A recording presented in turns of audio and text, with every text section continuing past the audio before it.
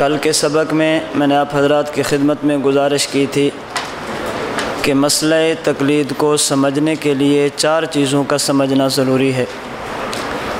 Number 1 تقلید کا معنی، نمبر 2 تقلید کے دلائل، نمبر 3 تقلید پر ہونے والے شبہات کے جوابات، اور نمبر 4 ترک تقلید کے نقصانات۔ تقلید کے معنی پر بات چل رہی تھی کہ اصطلاح شریعت میں تقلید کسے کہتے ہیں۔ تقلید کی لغوی اور اصطلاحی تعریف کے بعد استاذنا المکرم حضرت مولانا محمد الیاس گھمن حفظہ اللہ تعالی جو تقلید کی تعریف فرماتے ہیں اس پر بات چل رہی تھی۔ حضرت استاد جی جو تعریف فرماتے ہیں اس میں 7 چیزیں ہیں۔ مسائل اجتہادیہ میں غیر مجتہد کا ایسے مجتہد کے مفتہ بہا مسائل کو بلا مطالبہ دلیل تسلیم کرنا جس کا مجتہد ہونا دلیل شرعی سے ثابت ہو اور اس کا مذہب اصولاً و فروعاً مدون ہو کر تواتر کے ساتھ مقلد کے پاس پہنچا ہو۔ اس میں سب سے پہلی بات تھی کہ ہم تقلید کرتے ہیں مسائل اجتہادیہ میں۔ غیر مقلدین کا اعتراض آج کل یہی ہے اور عوام کو وہ یہی دھوکہ دیتے ہیں کہ رسول اکرم صلی اللہ علیہ وسلم کے بعد امام کو ماننا کھلے لفظوں میں تو نہیں دبے لفظوں میں ختم نبوت کا انکار کرنا ہے۔ جو بندہ یہ کہتا ہے کہ حضور کے بعد دین کے لیے مزید کسی کی ضرورت ہے، اس کا معنی یہ ہے کہ وہ حضور کے دین کو کامل اور مکمل نہیں سمجھتا۔ جب قرآن اور حدیث موجود ہیں، قرآن اور حدیث کے ہوتے ہوئے ہمیں کسی اور چیز کی ضرورت نہیں ہے۔ اگر ہم یہ بات خود سمجھ لیں اور جا کر اپنی عوام کو سمجھائیں کہ ہم تقلید کن مسائل میں کرتے ہیں تو غیر مقلدین کا یہ دجل اور دھوکہ عوام کے سامنے بالکل واضح ہو جائے گا۔ ہم تقلید ہر مسئلے میں نہیں کرتے، ہم تقلید کرتے ہیں مسائل اجتہادیہ میں۔ ہم تقلید ہر مسئلے میں نہیں کرتے، ہم تقلید کرتے ہیں مسائل غیر واضحہ میں۔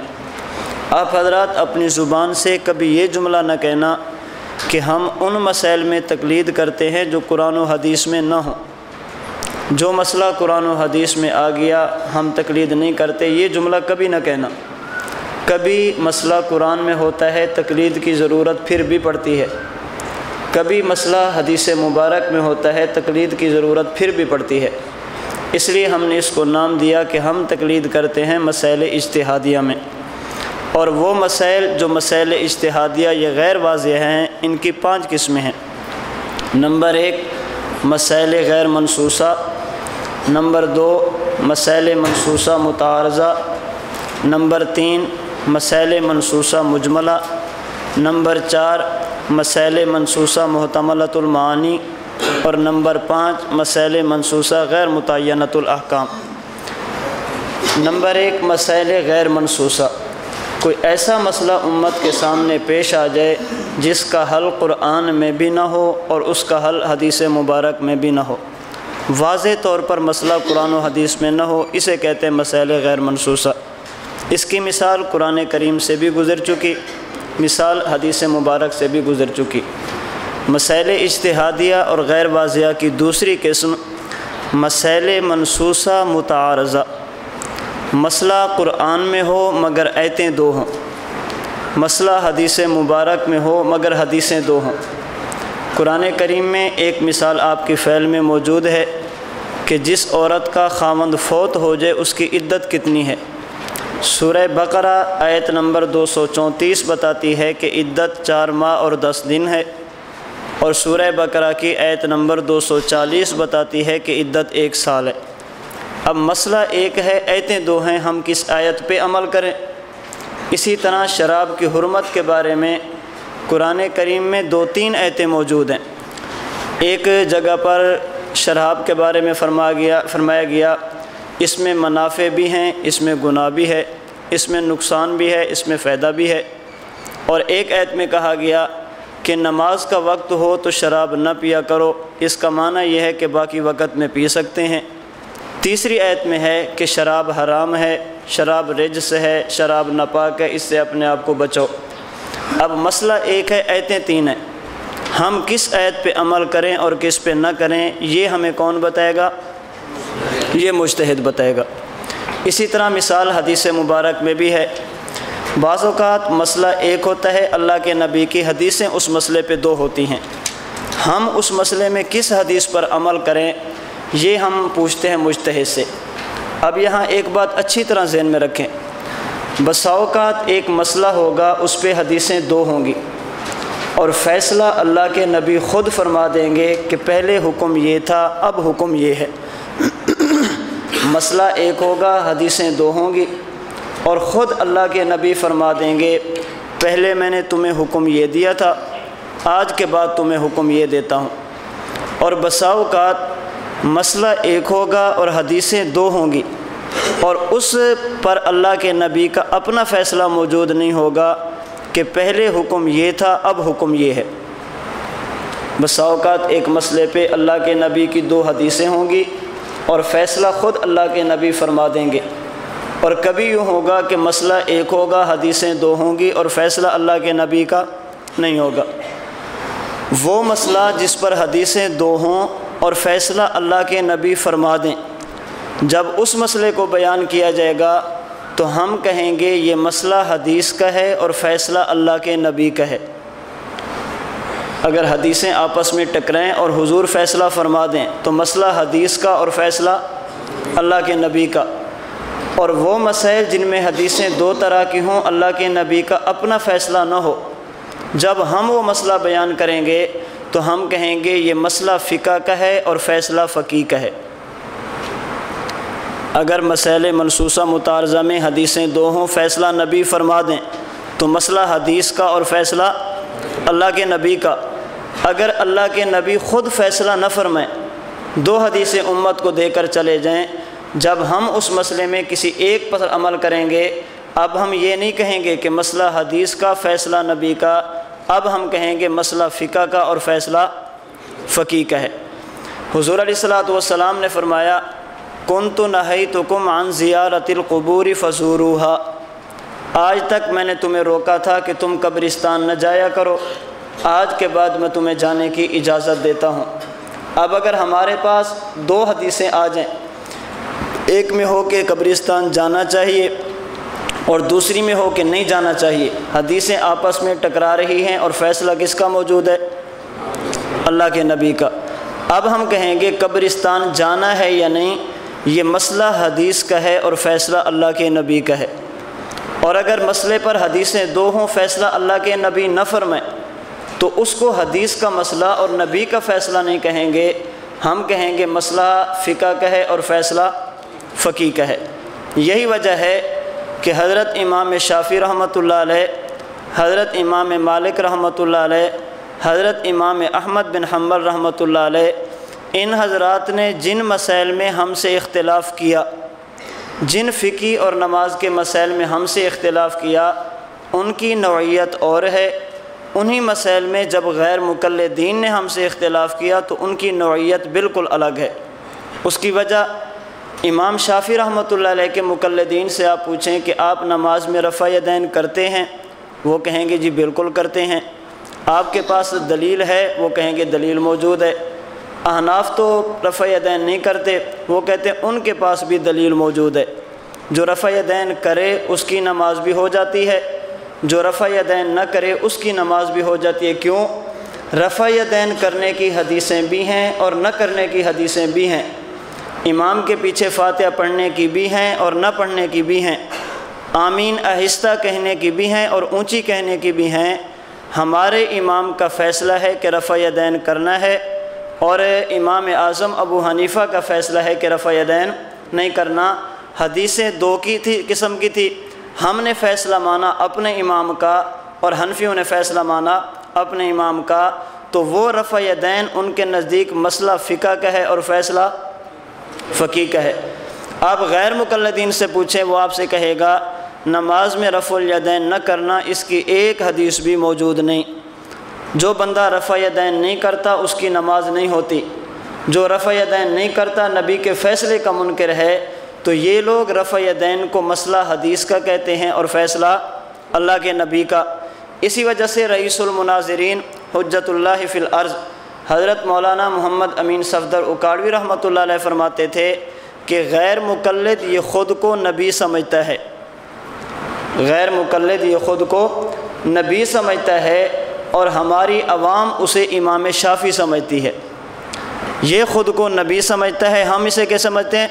میں عوام کی بات نہیں کرتا، بہت سارے علماء ایسے ہیں ابھی ہمارے اندر بھی موجود ہیں، جب ہم کہتے ہیں کہ نماز میں رفع یدین نہیں کرنا چاہیے، نماز میں بار بار ہاتھوں کو نہیں اٹھانا چاہیے، جب دلائل پیش کرتے ہیں تو ان کا سب سے پہلا سوال یہ ہوتا ہے کہ اگر نہیں کرنا چاہیے، شوافع تو کرتے ہیں نا، نہیں کرنا چاہیے مکہ مدینہ میں تو ہوتا ہے، تو ہمارے ذہن میں بیٹھا ہے کہ غیر مقلدین اور مکہ مدینہ والوں کا رفع یدین ایک ہے، غیر مقلدین کی فاتحہ مکہ مدینہ والوں کی فاتحہ ایک ہے، تو ہم اسے درجہ دیتے ہیں امام شافعی کا، اور وہ ہماری احادیث ہماری نماز کو کل عدم، ہماری نماز کو باطل، رفع یدین کے بغیر نماز پڑھنے والے کو بے نمازی، جہنمی کہہ کر وہ ہماری تمام حدیثوں کا انکار کرتا ہے، تو وہ خود کو امام شافعی سمجھتا ہے یا نبی سمجھتا ہے؟ بات سمجھ آ گئی؟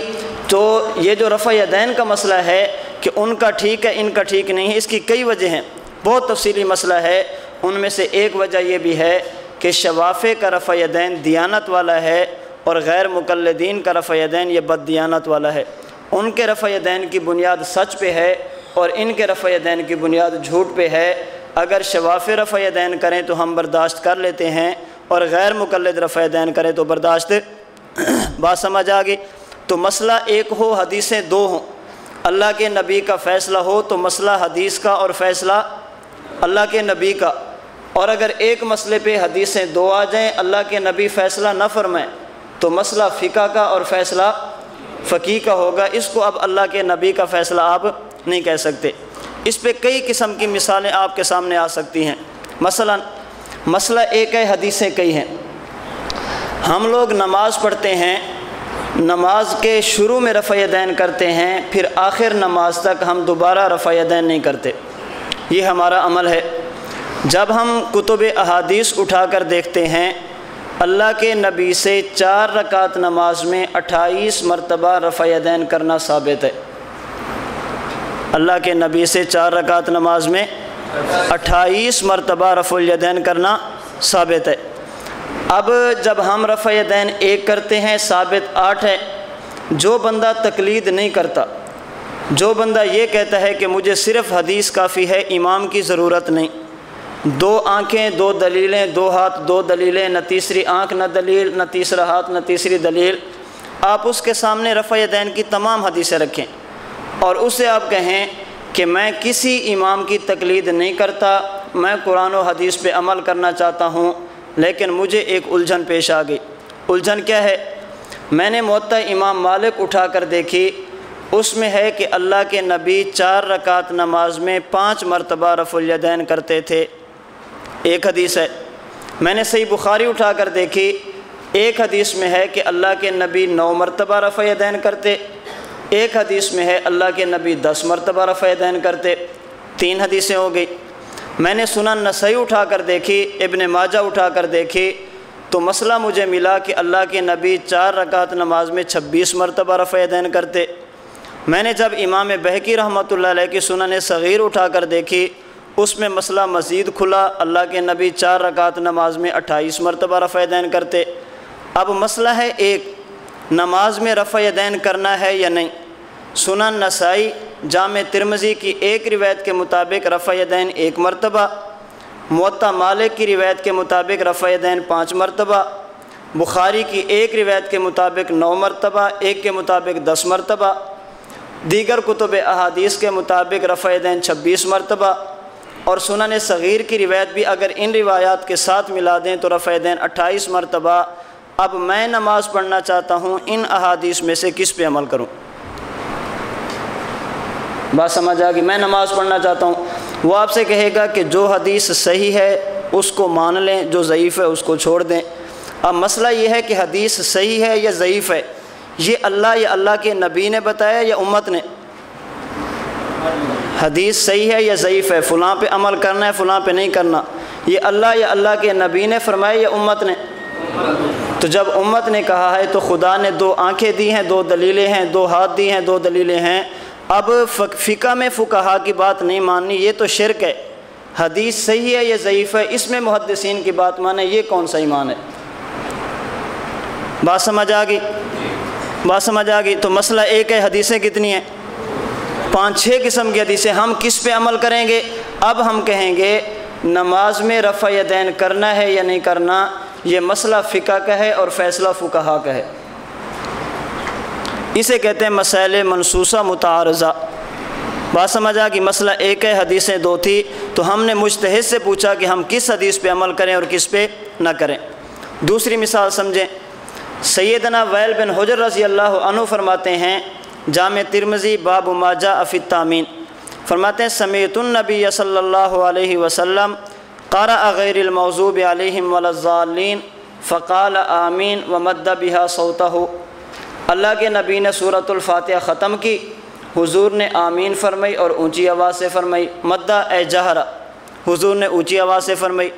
اسی جامع ترمذی میں اسی باب کے اندر اسی حضرت وائل بن حجر سے روایت ہے، فرماتے ہیں ان النبی صلی اللہ علیہ وسلم قرأ غیر المغضوب علیہم ولا الضالین فقال آمین وخفض بها صوتہ۔ حضور نے سورۃ الفاتحہ ختم کی، اللہ کے نبی نے آمین فرمائی اور آہستہ آواز سے فرمائی۔ اب ایک روایت میں حضرت وائل فرماتے ہیں حضور نے آمین اونچی کہی، ایک حدیث میں فرمایا کہ حضور نے آمین آہستہ کہی۔ ہم آمین اونچی کہیں یا آہستہ، یہ فیصلہ اللہ کے نبی نے نہیں فرمایا۔ اب ہم کہیں گے آمین اونچی یا آہستہ، یہ مسئلہ فقہ کا ہے اور فیصلہ فقہا کا ہے۔ بات آ گئی، میں درمیان میں بات کر دوں۔ آپ حضرات جب یہ روایت پیش کریں گے حضرت وائل بن حجر کی کہ حضور علیہ الصلوۃ والسلام نے سورۃ الفاتحہ ختم کی، آمین پڑھا اور آہستہ پڑھا، اس پہ غیر مقلد بطور شبے کے آپ سے کہے گا جب حضور علیہ الصلوۃ والسلام نے آمین آہستہ کہی تھی تو حضرت وائل بن حجر نے سنی کیسی تھی؟ حضرت وائل فرماتے ہیں حضور نے فاتحہ ختم کی، آمین کہی، اس کا مطلب ہے سنی ہے تو پتہ چلا ہے نا، اگر سنی نہیں تھی تو پتہ کیسے چلا؟ اس کا معنی یہ ہے کہ آمین اونچی کہنی چاہیے۔ ہم کہتے ہیں اگر آپ حضرات تھوڑا سا غور کریں حدیث کے الفاظ پر تو مسئلہ خود بخود واضح ہو جاتا ہے۔ پہلی روایت میں حضرت وائل فرماتے ہیں سمعت النبی، میں نے اللہ کے نبی سے سنا، اور دوسری میں فرماتے ہیں ان النبی صلی اللہ علیہ وسلم قرأ، اللہ کے نبی نے پڑھا۔ پہلے جب اونچی کی بات کی تو سماع کے لفظ ہیں، اور جب آہستہ کے لفظ کی بات کی تو پھر لفظ کیا ہیں؟ قرات کے ہیں۔ اللہ کے نبی کے صحابی نے بتا دیا کہ جس میں اونچا تھی وہ اتنی زیادہ تھی کہ میں نے سن لی، اور جس میں آہستہ تھی اس کا صرف قرات کی حد تک تعلق تھا، اللہ کے نبی نے یہ بلند آواز سے نہیں فرمایا۔ باقی بات بالکل واضح ہے، جس چیز کا محل اور موقع متعین ہو وہاں پہ اونچا نہ ہو پھر بھی پتہ چل جاتا ہے۔ چونکہ وللضالین کے بعد آمین کہنا مقرر ہے، اللہ کے نبی نے وللضالین فرمایا، پھر حضور نے سکتہ فرمایا، خاموشی اختیار کی، اور وللضالین کے بعد خاموشی اختیار کرنا کس بات کی دلیل ہے کہ یہاں کیا کہنا ہے؟ آمین کہنی ہے۔ چونکہ اس کا محل اور موقع متعین ہے اس لیے اس سے جہر ثابت نہیں ہوتا بلکہ اس سے خفض اور آہستگی ثابت ہوتی ہے۔ خیر، مسائل اجتہادیہ کی دوسری قسم کیا ہے؟ مسائل منصوصہ متعارضہ۔ مسئلہ قرآن و حدیث میں موجود ہو لیکن حدیثیں 2 ہوں، مسئلہ قرآن میں ہو مگر آیتیں 2 ہوں، اللہ یا اللہ کے نبی کا فیصلہ نہ ہو تو ہم کہیں گے مسئلہ فقہ کا اور فیصلہ فقہا کا۔ آگے دیکھیں نمبر 3، مسائل منصوصہ مجملہ۔ مسئلہ قرآن میں بھی ہو، مسئلہ حدیث میں بھی ہو، لیکن مسئلہ اجمالی ہو، تفصیلی نہ ہو۔ اللہ نے بھی اجمالاً مسئلہ بیان فرما دیا، اللہ کے نبی نے بھی اجمالی طور پر مسئلہ بیان فرما دیا۔ اب ہم جب اس مسئلے میں تقلید کریں گے، تقلید اس مسئلے میں نہیں کریں گے، ہم تقلید اس مسئلے کی تفصیل میں کریں گے۔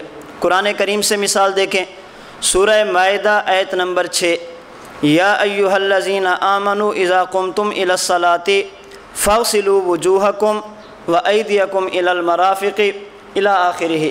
اللہ فرماتے ہیں اے ایمان والو، جب نماز ادا کر کے فارغ ہو جاؤ تو اس کے بعد وضو کرو، یہی معنی ہے نا، اذا قمتم الی الصلاۃ، جب نماز ادا کر کے فارغ ہو جاؤ اس کے بعد وضو کرو۔ ایسے اذا صلیتم علی المیت فاخلصوا له الدعاء، جب نماز جنازہ پڑھ کے فارغ ہو جاؤ تو پھر میت کے لیے دعا کرو۔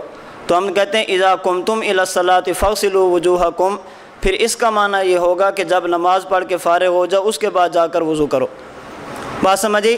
جس طرح اذا صلیتم علی المیت، اذا قمتم الی الصلاۃ سے مراد یہ ہے اذا اردتم الی قیام الصلاۃ، جب نماز پڑھنے کا ارادہ کرو تو پہلے وضو کرو۔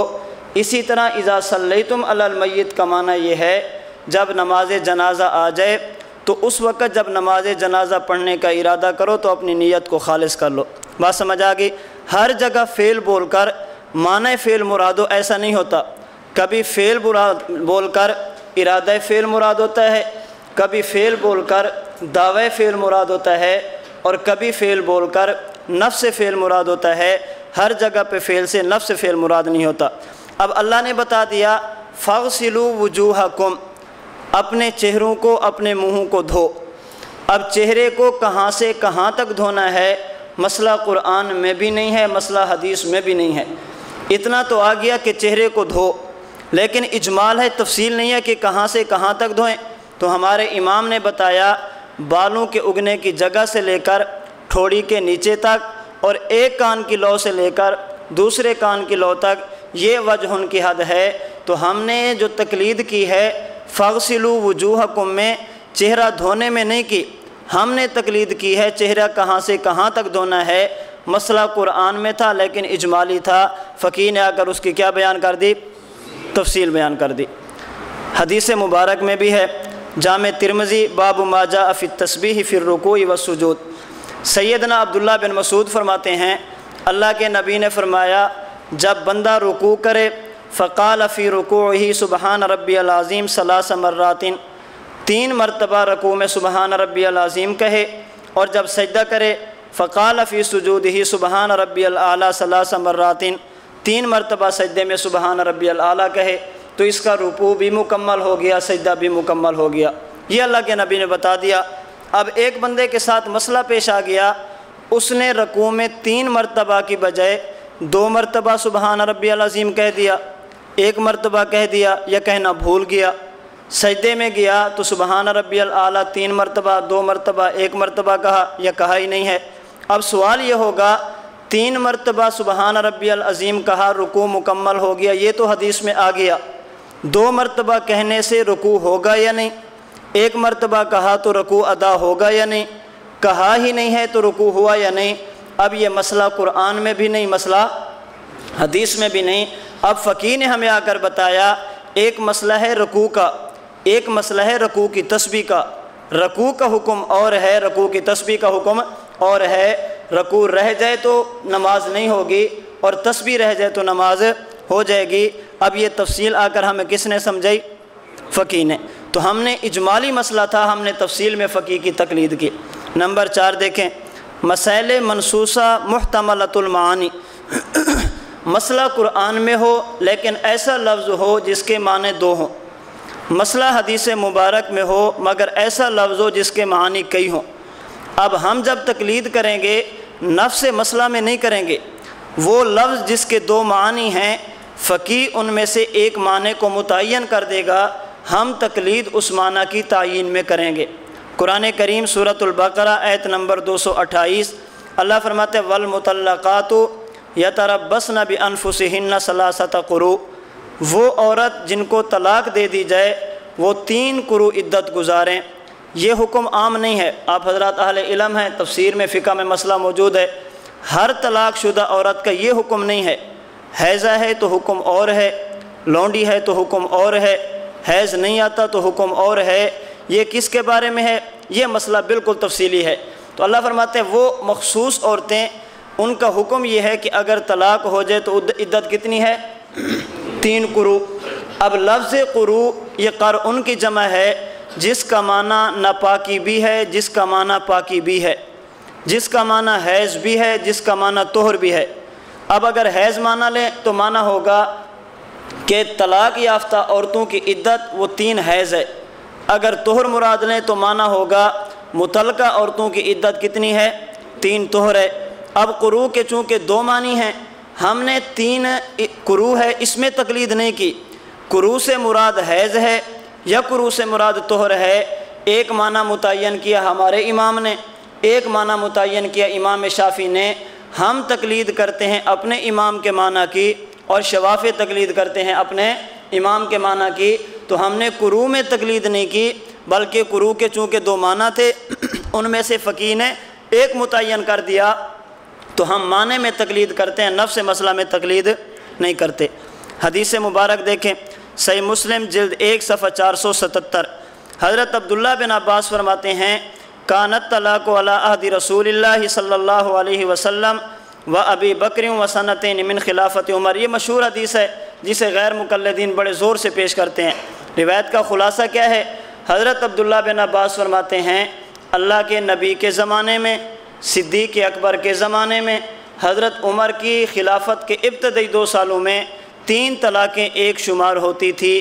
جب حضرت عمر کا دور آیا آپ نے فرمایا آج کے بعد 3 طلاقیں 3 ہوں گی، 3 طلاقیں 1 نہیں ہوں گی۔ اب اس مسئلے کو بیان کیسے کریں گے؟ دیکھیں جی، حضور کے زمانے میں 3 طلاقیں 1 تھی، حضرت عمر نے آ کر 3 طلاقوں کو 3 کہا، تو ہم نے کلمہ اللہ کے نبی کا پڑھا ہے، ہم نے کلمہ حضرت عمر کا نہیں پڑھا، اس لیے ہم بات حضرت عمر کی نہیں مانیں گے بلکہ بات کس کی مانیں گے؟ اللہ کے نبی کی مانیں گے۔ ہم کہتے ہیں عقل کے اندھو، آپ نے تو کلمہ اللہ کے نبی کا پڑھا ہے، حضرت عمر نے کس کا پڑھا تھا؟ جی، آج آپ اللہ کے نبی کی مخالفت نہیں کرتے، حضرت عمر رضی اللہ عنہ اللہ کے نبی کی مخالفت کرتے ہوں گے، بلکہ آپ تاریخ اٹھا کر دیکھیں، ایک عجیب واقعہ تاریخ میں ملتا ہے۔ ایک مرتبہ حضرت عباس رضی اللہ عنہ، ان کے گھر کا جو پرنالہ تھا، بارش وغیرہ کا پانی جس سے نکلتا ہے، وہ مسجد کی طرف تھا۔ حضرت عمر بن خطاب رضی اللہ عنہ نے ایک مرتبہ حضرت عباس کی غیر موجودگی میں اس پرنالے کو وہاں سے اکھڑوا دیا اور دوسری جانب لگا دیا۔ حضرت عباس رضی اللہ عنہ جب تشریف لے آئے، انہوں نے دیکھا تو فرمایا عمر تم کون ہوتے ہو؟ تمہیں پتہ نہیں کہ یہ پرنالہ اللہ کے نبی کے حکم سے لگا تھا، یہ پرنالہ اللہ کے نبی کے حکم سے لگا تھا۔ حضرت عمر بن خطاب کی چیخ نکل گئی، فوراً سب کو جمع کیا مسجد نبوی کے اندر اور خود نیچے بیٹھے، حضرت عباس کو کندھے پہ بٹھایا، جس جگہ پہ حضور نے پرنالہ لگوایا تھا دوبارہ اسی جگہ پہ پرنالہ لگوایا۔ اب آپ یہ واقعہ بیان کر کے عوام سے کہیں جو عمر نبی کے لگے ہوئے پرنالے کو اس کی جگہ سے نہیں ہٹاتا، وہ عمر نبی کی شریعت میں تبدیلی کر دے، ہم اس کو ماننے کے لیے تیار نہیں ہیں۔ بات سمجھئی؟ اللہ کے نبی نے پرنالہ لگوایا، عمر اس کو نہیں ہٹواتے، تو اللہ کے نبی کی بنائی ہوئی شریعت کو تبدیل کر دیں، یہ حضرت عمر کر سکتے ہیں؟ خیر، یہ حدیث مبارک عموماً پیش کی جاتی ہے، اس کے کئی جوابات ہیں۔ ایک جواب دیا حضرت امام نووی رحمۃ اللہ علیہ نے شرح مسلم کے اندر، ہم مثال پیش کر رہے ہیں، لفظ ایک ہے لیکن معنی کتنے ہیں؟ 2 بنتے ہیں۔ حضرت امام نووی رحمۃ اللہ علیہ فرماتے ہیں اللہ کے نبی کے دور میں 3 طلاق 1 ہوتی تھی، اس کا معنی کیا ہے؟ فرماتے ہیں کہ حضور علیہ السلام کے زمانے میں جب کوئی بندہ کہتا انت طالقن انت طالقن انت طالقن، اور یہ بات بھی ذہن میں رکھیں یہ اس وقت ہے جب طلاق کا لفظ الگ الگ ہو، اگر انت طالقن ثلاثن کہہ دیا تو پھر کسی قسم کا کوئی اختلاف نہیں ہے۔ اب حضور کے زمانے میں بندہ کہتا انت طالقن انت طالقن انت طالقن، یہ جملہ جب کہتا تھا اس جملے کے 2 معنی تھے، نمبر 1 تاکید اور نمبر 2 استئناف۔ نمبر 1 تاکید اور نمبر 2 استئناف۔ تاکید کا معنی یہ ہے جو مطلب پہلے جملے کا ہے اگلے 2 جملوں کا مطلب بھی وہی ہے، لیکن بعد والے 2 جملے استعمال کیے گئے پہلے جملے کی اہمیت بتانے کے لیے یا پہلے جملے کو مضبوط کرنے کے لیے۔ اور استئناف کا معنی یہ ہے بندے نے ایک لفظ 3 مرتبہ بولا، پہلی مرتبہ بولا تو معنی مستقل تھا، دوسری بار بولا تو معنی مستقل تھا، اور تیسری بار بولا تو معنی مستقل تھا۔ پہلے اس کی مثال سمجھے پھر مسئلہ آپ کو سمجھ آئے گا۔ آپ حضرات درسگاہ میں تھے یا کمرے میں تھے، اچانک ایک طالب علم نے کہا وہ دیکھو سانپ آ گیا سانپ آ گیا سانپ آ گیا۔ اب اس کا کیا معنی ہے؟ سانپ 3 ہیں یا 1 ہے؟ سانپ آ گیا یہ ایک مرتبہ، جو دوسری مرتبہ ہے نا سانپ آ گیا سانپ آ گیا، یہ پہلے جملے کو مضبوط کرنے کے لیے ہے، اسے کہتے ہیں تاکید۔ اور اگر 3 سانپ آ جائیں، بندہ کہے سانپ آ گیا 1، سانپ آ گیا 2، سانپ آ گیا 3، اسے کہتے ہیں استئناف۔ امام نووی فرماتے ہیں اللہ کے نبی کے دور میں جب بندہ کہتا انت طالقن انت طالقن انت طالقن، تاکید کا ارادہ بھی نہ ہوتا، استئناف کا ارادہ بھی نہ ہوتا، مجمل جملہ کہتا، تو اللہ کے نبی اس سے پوچھتے تو نے ارادہ تاکید کا کیا یا ارادہ استئناف کا کیا؟ کیا مطلب انت طالقن ایک طلاق تو ہو گئی، جو دوسری مرتبہ کہا انت طالقن انت طالقن، اس سے پہلی طلاق کو پختہ کرنا مقصد تھا یا الگ الگ مستقل طلاقیں دینا مقصود تھی؟ اگر پہلی طلاق کو پختہ کرنا مقصد تھا اس کا معنی ہے تاکید، اگر الگ الگ طلاقیں ہیں تو اس کا معنی ہے استئناف۔ اللہ کے نبی کا زمانہ چونکہ خیر کا زمانہ تھا، لوگوں کی نیتیں صاف تھی، لوگ صحیح صحیح بتا دیتے تھے۔ جب حضرت عمر بن خطاب آئے، حضرت عمر نے فرمایا، بات سمجھنا، حضرت عمر نے فرمایا انت طالقن انت طالقن انت طالقن، یہ ایسا لفظ ہے جو محتملۃ المعانی ہے، اس کا معنی تاکید بھی ہے، اس کا معنی استئناف بھی ہے۔ حضور کا زمانہ خیر کا تھا، اللہ کے نبی پوچھ لیتے تھے، اب چونکہ لوگ بگڑنا شروع ہو گئے، آج کے بعد اگر کوئی بندہ یہ کہے انت طالقن انت طالقن انت طالقن، میں عمر اس سے نہیں پوچھوں گا ارادہ تاکید کا تھا یا استئناف کا، آج کے بعد یہ جملہ استعمال کرو گے استئناف ہی مراد ہوگا، آج کے بعد تمہاری نیت کا سوال نہیں کیا جائے گا۔ حضرت عمر بن خطاب نے انت طالقن انت طالقن انت طالقن، 3 طلاقیں ایک ہیں یا 3 طلاقیں 3 ہیں، حکم شرعی کو تبدیل نہیں کیا۔ اس لفظ کے چونکہ 2 معنی تھے، نمبر 1 تاکید اور نمبر 2 استئناف، حضرت عمر بن خطاب نے چونکہ آپ فقیہ ہیں، آپ مجتہد ہیں، آپ نے ان 2 معنوں میں سے ایک معنی کو متعین کر دیا، تو ہم نے عمر بن خطاب کے مسئلے کی تقلید کی۔ عمر بن خطاب کا مسئلہ مانا نفس طلاق میں نہیں، بلکہ حضرت عمر بن خطاب کا ہم نے مسئلہ مانا کس چیز میں؟ معنی کی تعیین میں۔ بات سمجھیے، کچھ نہ کچھ سمجھیے، چلیں کچھ آ جائے باقی پھر کبھی صحیح۔ تو مسائل اجتہادیہ کی چوتھی قسم تھی مسائل منسوسہ محتملۃ المعانی، لفظ ایک ہو معنی 2 ہوں، مجتہد آ کر اس ایک معنی کو متعین کرتا ہے اور غیر مجتہد آ کر اس معنی کی کیا کرتے ہیں؟ تقلید کرتے ہیں۔ نمبر 5 مسائل منسوسہ غیر متعینۃ الاحکام، مسئلہ قرآن میں ہوگا مگر حکم موجود نہیں ہوگا، مسئلہ حدیث مبارک میں ہوگا مگر حکم موجود، اور بسا اوقات لفظ اور صیغہ بھی ایک طرح کا ہوگا، ایک جگہ پہ آئے گا تو حکم اور ہوگا اور دوسری جگہ پہ آئے گا تو حکم اور ہوگا۔ مثلا قرآن کریم سورہ مائدہ آیت نمبر 6، یا ایھا الذین آمنوا اذا قمتم الی الصلاۃ فاغسلوا، اللہ رب العزت نے چہروں کو دھونے کے لیے لفظ استعمال کیا فاغسلوا، جو کیا ہے؟ امر ہے۔ آگے اسی سورہ مائدہ آیت نمبر 2، وَإِذَا حَلَلْتُمْ فَاسْتَادُوا، جب احرام کھول دو تو فاستادو شکار کرو۔ فاغسلوا وجوہکم، اغسلوا بھی امر ہے، فاستادو یہ بھی کیا ہے؟ امر ہے۔ اب دونوں جگہ پہ امر کا لفظ موجود ہے، امر کا صیغہ موجود ہے، لیکن سوال یہ ہے اگر ہم صرف اصول سامنے رکھیں کہ امر وجوب کے لیے آتا ہے تو سوال ہوگا کہ کیا حلال ہونے کے بعد شکار کرنا واجب ہے؟ اب ہم اس مسئلے میں فقہا سے پوچھیں گے آپ ہمیں بتائیں صیغہ ایک ہے، ایک جگہ پہ حکم کیا ہوگا، دوسری جگہ پہ حکم کیا ہوگا؟ اب خارجی قرائن اور خارجی دلائل کی بنیاد پہ فقیہ نے بتایا فاغسلوا وجوہکم یہ امر فرضی وجوبی ہے، اور وَإِذَا حَلَلْتُمْ فَاسْتَادُوا یہ وجوبی حکم نہیں ہے۔ تو ہم نے تقلید فاستادو میں نہیں کی، ہم نے تقلید فاغسلوا میں نہیں کی، ہم نے تقلید کی ہے حکم میں۔ یہ فرض ہے، واجب ہے، سنت ہے، مستحب ہے، تو غیر متعینۃ الاحکام کا مطلب مسئلہ میں ہوتا ہے مگر اس کا حکم موجود نہیں ہوتا۔ حدیث مبارک دیکھیں، اللہ کے نبی نے فرمایا صحیح بخاری جلد 1 صفحہ 101، انما جعل الامام لیؤتم بہ، امام اس لیے بنایا جاتا ہے تاکہ اس کی اقتداء کی جائے، اس کی نماز کے مطابق نماز پڑھی جائے۔ اذا کبر فکبروا، جب امام اللہ اکبر کہے تو تم بھی اللہ اکبر کہو۔ آگے فرمایا وَإِذَا قَالَ سَمِعَ اللَّهُ لِمَنْ حَمِدَ فَقُولُوا رَبَّنَا لَكَ الْحَمْدُ، امام سمی اللہ لمن حمدہ کہے، تم ربنا لکل حمد کہو۔ بعض روایات میں اذا قرأ غیر المغضوب علیہم ولا الضالین فقولوا آمین، امام سورۃ الفاتحہ ختم کرے تو آپ کیا کرو؟ آمین کہو۔ اور صحیح مسلم کی روایت میں اذا قرأ فانصتوا، جب وہ قرآن پڑھنا شروع کرے تو تم کیا ہو جاؤ؟ خاموش ہو جاؤ۔ اب ہم فقہا سے پوچھیں گے فکبروا بھی امر ہے، فانصتوا بھی امر ہے، فقولوا یہ بھی امر ہے، اور فقولوا ربنا لک الحمد یہ بھی امر ہے۔ اب آپ ہمیں بتائیں تکبیر تحریمہ کا حکم کیا ہے؟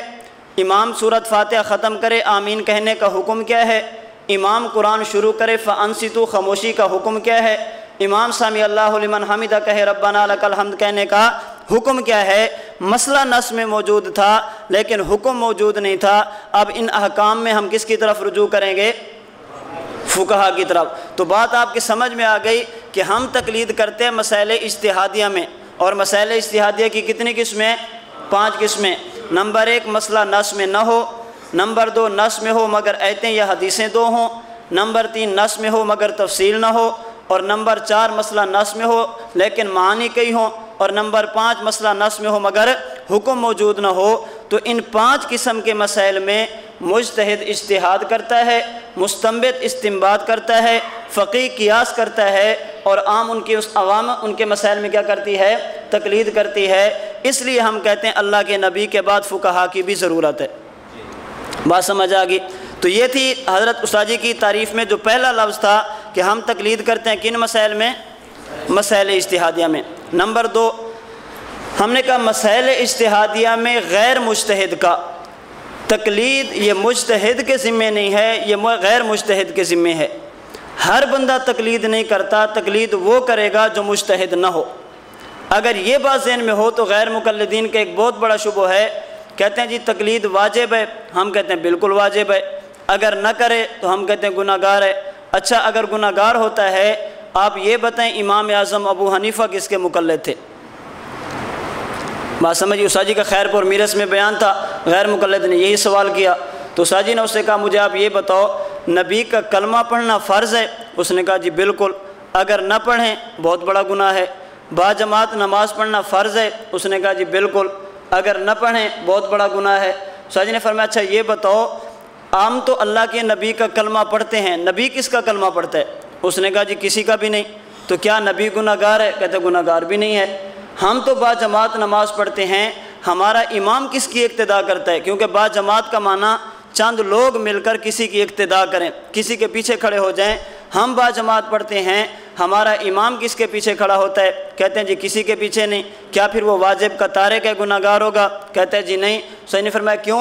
کہتے ہیں ہر بندے پہ کلمہ پڑھنا فرض ہے، نبی کسی کا کلمہ نہیں پڑھتا۔ کیوں؟ اس لیے کہ وہ خود نبی ہے۔ با جماعت نماز پڑھنا فرض ہے لیکن امام کسی کے پیچھے کھڑا نہیں ہوتا۔ کیوں؟ اس لیے کہ وہ خود امام ہے۔ تو ہم بھی کہتے ہیں تقلید ہر بندے پہ واجب ہے لیکن امام کسی کی تقلید نہیں کرتا۔ کیوں؟ اس لیے کہ وہ خود مجتہد ہے۔ بات سمجھے، امام کیا ہے؟ خود مجتہد ہے۔ تو ہم نے کہا تقلید غیر مجتہد کرے گا، مجتہد پر کسی کی تقلید واجب نہیں ہے۔ آگے دیکھیں، یا اسی کے ساتھ تھوڑی سی بات اور بھی سمجھیں، عوام کو سمجھیں۔ دیکھیں ہم مسجد میں جائیں وہاں پہ 2 طرح کے لوگ ہوتے ہیں، نمبر 1 امام اور نمبر 2 مقتدی۔ یا تو نمازی امام ہوگا یا کیا ہوگا؟ مقتدی ہوگا۔ اور وہ بندہ جو امام بھی نہ ہو مقتدی بھی نہ ہو، کبھی امام کی مخالفت کبھی مقتدی کی مخالفت، ہمارے معاشرے میں اسے کہتے ہیں شرارتی۔ یہ کیا ہے؟ شرارتی ہے۔ آپ اگر ملک پاکستان یا دنیا کا کوئی ملک دیکھیں، ایک ہوتا ہے حاکم، ایک ہوتی ہے رعایا، اور بعض وہ لوگ ہوتے ہیں جو کبھی تنقید حاکم پر کبھی رعایا پر، حاکم بھی نہیں ہوتے رعایا بھی نہیں ہوتے، انہیں کہتے ہیں باغی۔ یہ کیا ہوتے ہیں؟ باغی۔ تو جس طرح مسجد میں ایک امام ایک مقتدی، جو امام بھی نہ ہو مقتدی بھی نہ ہو یہ شرارتی، ملک میں ایک حاکم ایک رعایا، حاکم بھی نہ ہو رعایا بھی نہ ہو یہ باغی۔ ایک ہوتا ہے مجتہد ایک ہوتا ہے مقلد، جو مجتہد بھی نہ ہو مقلد بھی نہ ہو آپ اسے باغی کہہ دیں یا آپ شرارتی کہہ دیں، جو لفظ آپ مناسب سمجھیں اس کے لیے کہہ سکتے ہیں۔ بات سمجھ آ گئی؟ تو تقلید کون کرتا ہے؟ غیر مجتہد۔ کہتے ہیں حضرت تھانوی رحمۃ اللہ علیہ نے لکھا ہے امام اعظم ابو حنیفہ غیر مقلد تھے۔ ہم کہتے ہیں غیر مقلدوں کی 2 قسمیں ہیں، غیر مقلد مجتہد اور غیر مقلد غیر مجتہد، غیر مقلد مجتہد قابل برداشت ہے، غیر مقلد غیر مجتہد قابل برداشت نہیں ہے۔ ہمارے امام غیر مقلد ہیں لیکن مجتہد ہیں، آپ غیر مقلد ہیں لیکن مجتہد نہیں ہیں۔ غیر مقلد مجتہد ہو اس کا معاملہ الگ ہوتا ہے، اور غیر مقلد غیر مجتہد ہو اس کا معاملہ الگ ہوتا ہے۔ غیر مقلد مجتہد ہو اس کی مثال حاکم کی ہے، غیر مقلد مجتہد ہو اس کی مثال امام کی ہے۔ غیر مقلد غیر مجتہد ہو اسے یا باغی کہتے ہیں یا پھر شرارتی کہتے ہیں۔ تو تقلید کون کرے گا؟ غیر مجتہد۔ نمبر 3، تقلید ایسے مجتہد کی ہوگی جس کا مجتہد ہونا دلیل شرعی سے ثابت ہو۔ ایک بندہ مجتہد ہونے کا دعویٰ کرے، محض دعوے سے اجتہاد ثابت نہیں ہوتا۔ آج کوئی بندہ کہہ سکتا ہے کہ میں مجتہد ہوں، میری تقلید کرو۔ ایک مرتبہ استاد جی کا بیان تھا خیر پور میرس میں، استاد جی تشریف لے گئے حضرت علامہ علی شیر حیدری شہید رحمۃ اللہ علیہ کے پاس۔ حضرت حیدری رحمۃ اللہ علیہ نے استاد جی سے پوچھا کہ مولانا صاحب تقلید کس کی ہوگی؟ استاد جی نے فرمایا جی مجتہد کی۔ فرمانے لگے میں کہتا ہوں میں مجتہد ہوں تو کیا میری بھی تقلید ہوگی؟ میں کہتا ہوں میں مجتہد ہوں۔ استاد جی فرمانے لگے کہ نہیں، آپ کی تقلید حرام ہے، اگر آپ اجتہاد کا دعویٰ کریں گے تو آپ کی تقلید حرام ہوگی، اور پاکستان میں سب سے پہلے آپ کی مخالفت کرنے والا بھی میں ہوں گا۔ یہ حضرت کا استاد جی کے ساتھ پیار تھا، بڑی عجیب عجیب باتیں کرتے تھے، علمی گفتگو حضرت کے استاد جی کے ساتھ چلتے تھے۔ ایک مرتبہ یہاں مرکز میں تشریف لے آئے، اندر بیٹھے تھے، استاد جی کے ساتھ گفتگو چلتی رہی۔ استاد جی کا ایسے ہاتھ پکڑا اور اپنی کمر پہ رکھا اور فرمانے لگے کہ مولانا آپ میرے ساتھ وعدہ کریں، اگر اس ملک پاکستان میں ہمیں اسمبلی میں دفاع صحابہ کی جنگ لڑنی پڑی تو کیا آپ ہمارا ساتھ دیں گے؟ استاد جی نے فوراً ہاتھ واپس کھینچا، فرمانے لگے حضرت میرا اس موضوع پہ مطالعہ نہیں ہے، میں کیسے جنگ لڑوں گا، میں نے تو مطالعہ ہی نہیں کیا۔ حضرت حیدری فرمانے لگے مولانا مجھے پتہ ہے کتابی علم میرے پاس ہے اور وہابی علوم تیرے پاس ہیں، اس مسئلے پہ اگرچہ تو نے مطالعہ نہیں کیا لیکن جو دلائل تو رکھتا ہے نا وہ دلائل شاید ہمارے پاس موجود بھی نہ ہو۔ حضرت حیدری بڑا علم والے بندے تھے اور علم والوں کی قدر کرنا بھی جانتے تھے۔ خیر حضرت حیدری شہید نے فرمایا میں کہتا ہوں میں مجتہد ہوں، کیا میری تقلید ہوگی؟ شہید نے فرمایا کہ نہیں، تقلید کے لیے ضروری ہے اس مجتہد کی تقلید ہوگی جس کا مجتہد ہونا دلیل شرعی سے ثابت ہو، محض دعویٰ کرنے سے بندہ مجتہد نہیں بن سکتا۔ دلیل شرعی کیا ہے؟ اگر قرآن مجتہد کہہ دے تب بھی اس کی بات مانی جائے گی، اللہ کے نبی کی حدیث مجتہد کہہ دے تب بھی بات مانی جائے گی، اور اگر اس کو امت کا اجماع مجتہد مان لے تب بھی اس کی تقلید کی جائے گی۔ اجتہاد پہ قرآن بھی نہ ہو، اللہ کے نبی کی حدیث بھی نہ ہو، امت کا اجماع بھی نہ ہو، پھر کوئی بندہ اجتہاد کا دعویٰ کرے تو محض دعوے سے اجتہاد ثابت نہیں ہوتا۔ قرآن کریم سے دیکھیں سورہ انبیاء آیت نمبر 78 اور آیت نمبر 79، وَدَاوُودَ وَسُلَيْمَانَ إِذْ يَحْكُمَانِ فِي الْحَرْثِ إِذْ نَفَشَتْ فِيهِ غَنَمُ الْقَوْمِ وَكُنَّا لِحُكْمِهِمْ شَاهِدِينَ فَفَهَّمْنَاهَا سُلَيْمَانَ وَكُلًّا آتَيْنَا حُكْمًا وَعِلْمًا۔ سورہ انبیاء آیت نمبر 78-79۔ واقعے کا خلاصہ کیا ہے؟ ایک مرتبہ حضرت داؤد علیہ السلام کے پاس دو بندے اپنا مقدمہ لے کر گئے، ایک شخص کی بکریاں تھی، دوسرے بندے کا کھیت تھا۔ بکری والے کی بکریاں کھیت میں چلی گئی اور کھیت جا کر خراب کر دیا۔ اب کھیت والا بکریوں والے کو لے کر حضرت داؤد کے پاس آیا۔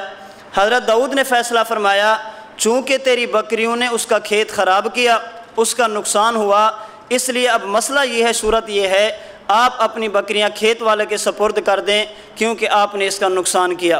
حضرت داؤد نے فیصلہ کر دیا۔ حضرت سلیمان علیہ السلام نے فرمایا ابو جی میرے ذہن میں ایک اور صورت آتی ہے، آپ فرمائیں تو مسئلہ میں بتا دوں؟ فرمایا بیٹا بتاؤ۔ حضرت سلیمان نے فرمایا میرے ذہن میں صورت آتی ہے چونکہ اس کی بکریوں نے اس کا کھیت خراب کیا، بکری والے کی بکریاں کھیت والے کو دے دیں اور کھیت والے کا کھیت یہ بکریوں والے کو دے دیں، بکریوں والا کھیت میں محنت کرے اور کھیت والا بکریوں سے فائدہ حاصل کرے، جب کھیت اسی طرح تیار ہو جائے جس طرح پہلے تھا تو یہ بندہ بکریاں واپس لے لے اور کھیت اس کے سپرد کر دے۔ قرآن کہتا ہے فَفَهَّمْنَاهَا سُلَيْمَانَ وَكُلًّا آتَيْنَا حُكْمًا وَعِلْمًا۔ مجتہد داؤد بھی تھے، مجتہد سلیمان بھی تھے، لیکن اس مسئلے میں اجتہاد کس کا درست تھا؟ سلیمان علیہ السلام کا۔ تو حضرت داؤد حضرت سلیمان کا مجتہد ہونا کہاں سے ثابت ہے؟ قرآن کریم سے۔ بات آگے آئے گی، میں درمیان میں تھوڑی سی بات کر دیتا ہوں، تفصیلی بات آگے آ جائے گی۔ غیر مقلدوں کا اشکال ہے کہ اگر امام صاحب رحمۃ اللہ علیہ کی فقہ درست تھی، امام اعظم ابو حنیفہ کا اجتہاد درست تھا، تو ان کے شاگرد امام ابو یوسف، امام محمد ان سے کبھی اختلاف نہ کرتے۔ ہم ہدایہ اٹھا کے دیکھتے ہیں، یہ مسئلہ ہے امام اعظم ابو حنیفہ کے نزدیک، صاحبین یہ کہتے ہیں، امام صاحب یہ فرماتے ہیں، امام ابو یوسف یوں کہتے ہیں۔ جس بندے کی بات اس کے شاگرد نہیں مانتے، اس کی بات ہم کیسے مانیں؟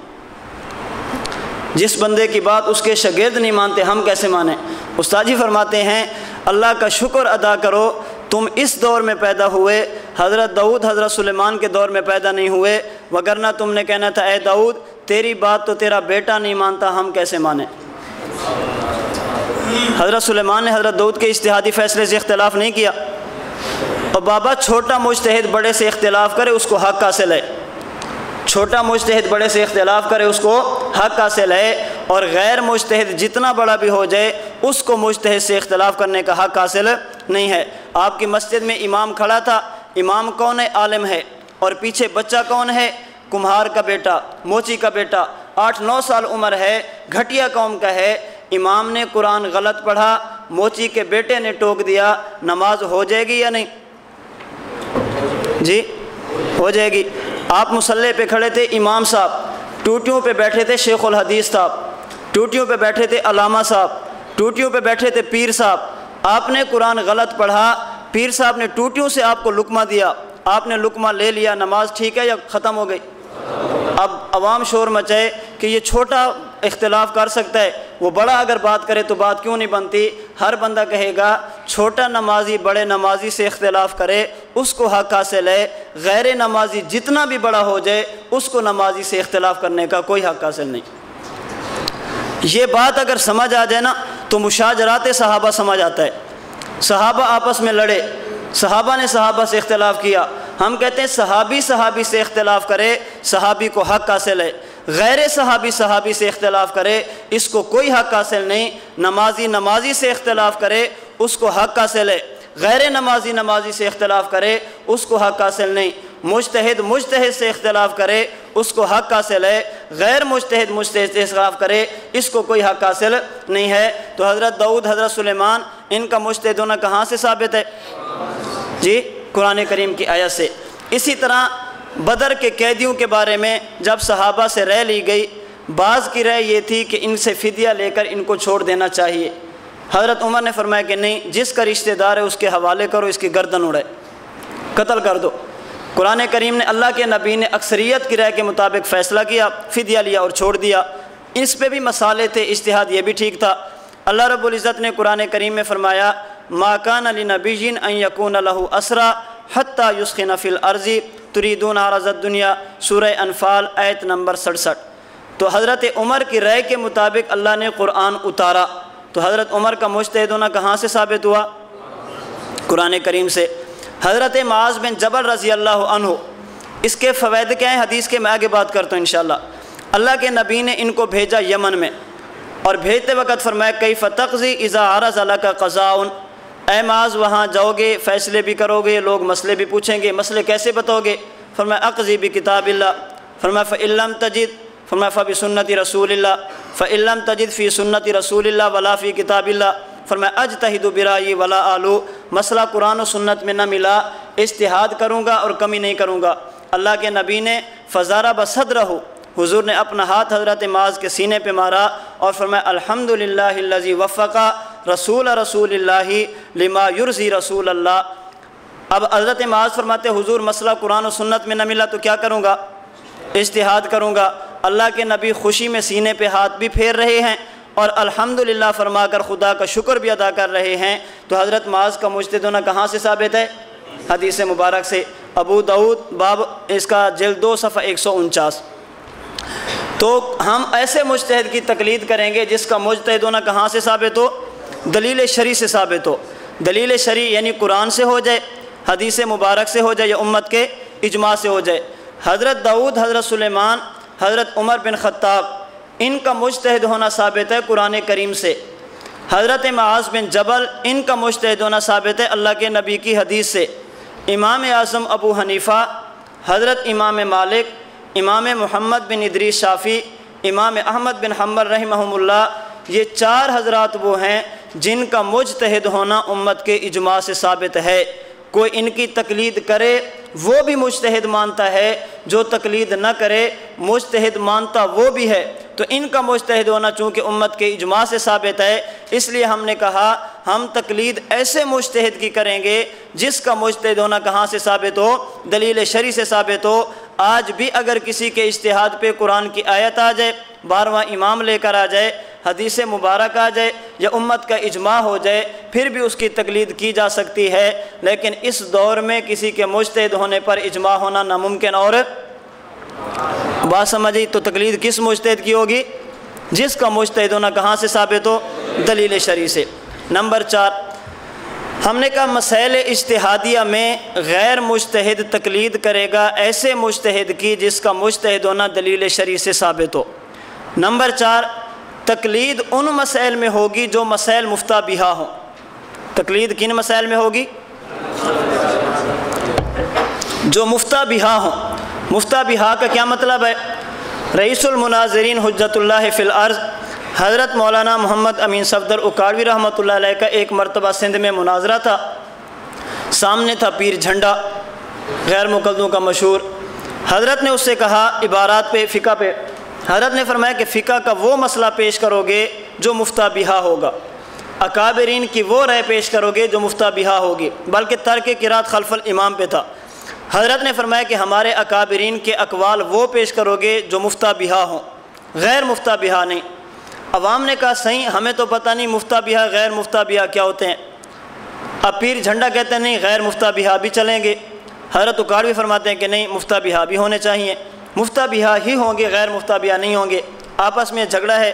عوام نے کہا صحیح، ہمیں تو سمجھاؤ مفتیٰ بہا غیر مفتیٰ بہا ہوتا کیا ہے۔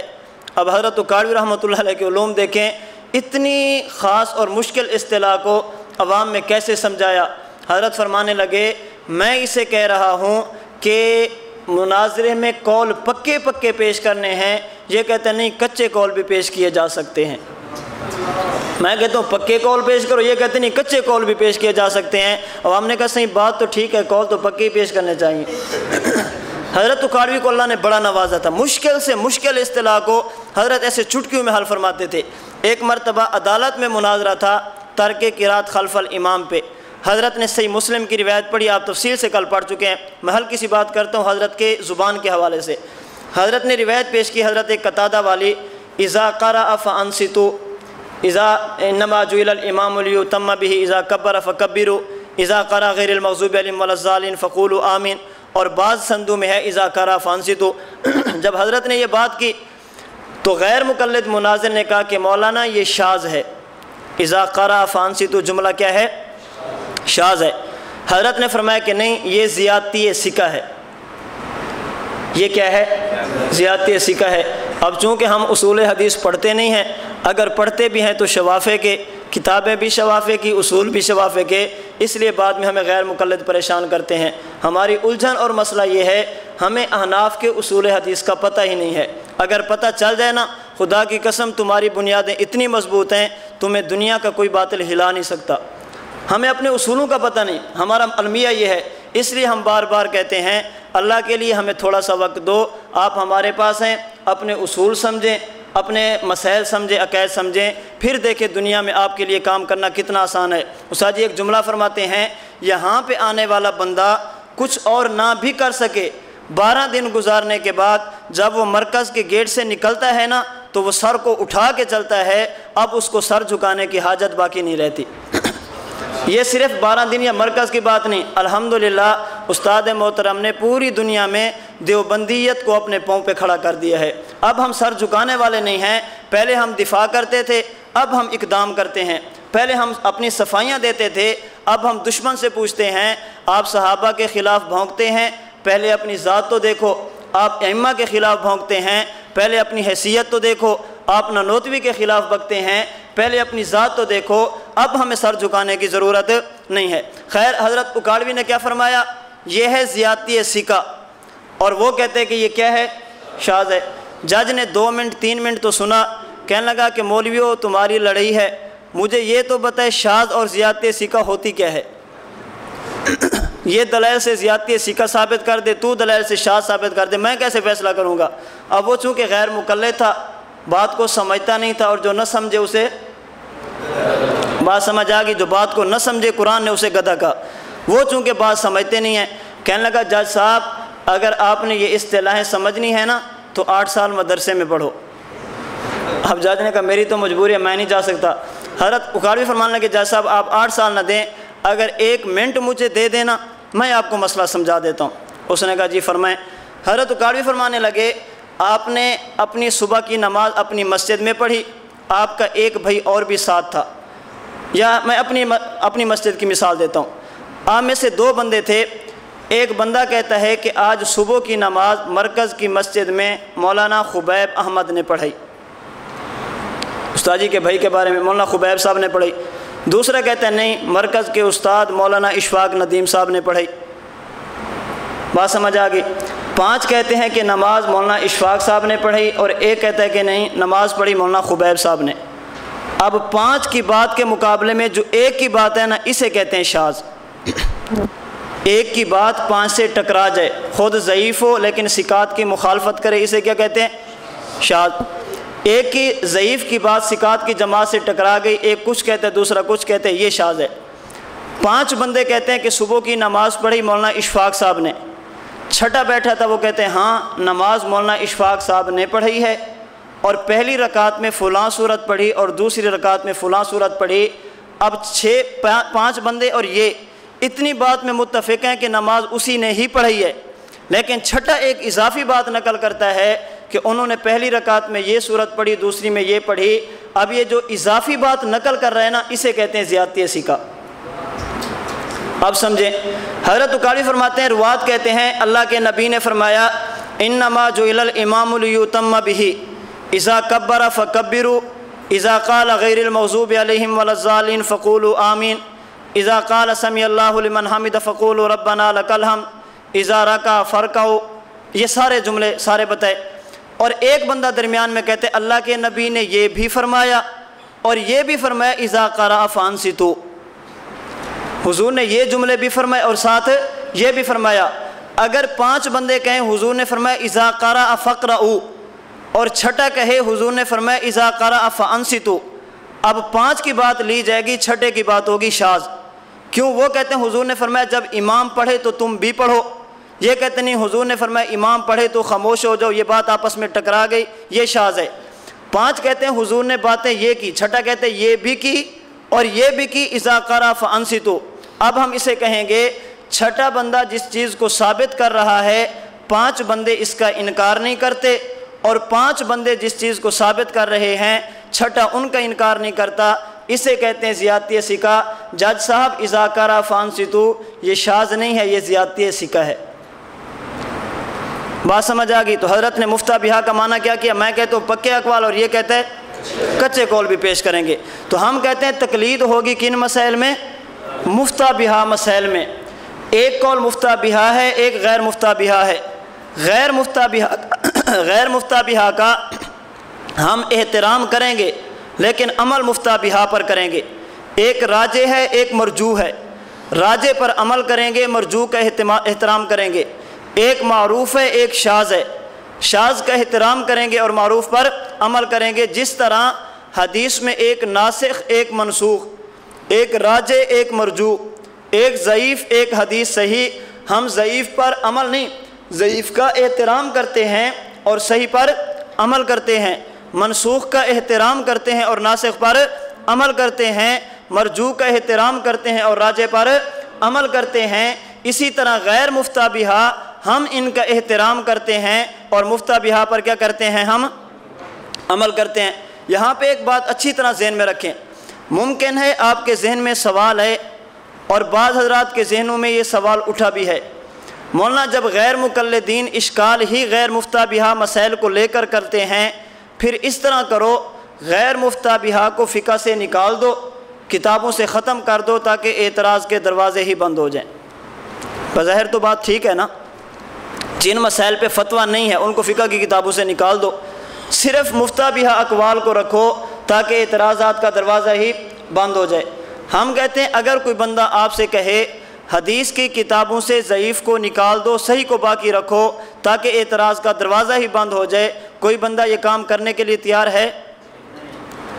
اعتراض کا منکرین حدیث تو ضعیف کو لے کر اشکال کرتے ہیں نا، تو ضعیف کو نکال دو تاکہ اعتراض کا دروازہ ہی بند ہو جائے۔ ہم کہتے ہیں جس طرح حدیث ضعیف کو کتب حدیث سے نہیں نکالتے، اسی طرح مسائل غیر مفتبیہ کو کتب فقہ سے بھی نہیں نکالتے۔ اب نکالتے کیوں نہیں، اس کو اچھی طرح سمجھیں۔ کسی حدیث کو صحیح کہنا یا کسی حدیث کو ضعیف کہنا یہ امر اجتہادی ہے، امر منصوص نہیں۔ کسی حدیث کو صحیح کہنا یا کسی حدیث کو ضعیف کہنا یہ امر اجتہادی ہے، امر منصوص۔ کیا مطلب؟ حدیث صحیح ہے، امت کا فیصلہ ہے، نبی کا نہیں ہے۔ حدیث ضعیف ہے، امت کا فیصلہ ہے، خدا کا نہیں ہے۔ یہ علماء کا مسئلہ ہے، اللہ یا اللہ کے نبی کا نہیں ہے۔ ایک بات۔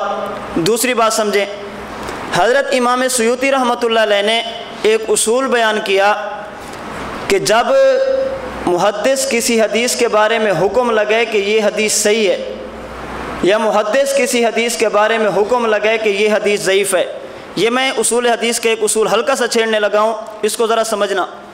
محدث کسی حدیث کے بارے میں حکم لگے حدیث صحیح ہے، یا حکم لگے کہ حدیث ضعیف ہے۔ امام سیوطی فرماتے ہیں جس حدیث کو محدث صحیح کہہ رہا ہے، نفس الامر میں اس کا صحیح ہونا ضروری نہیں۔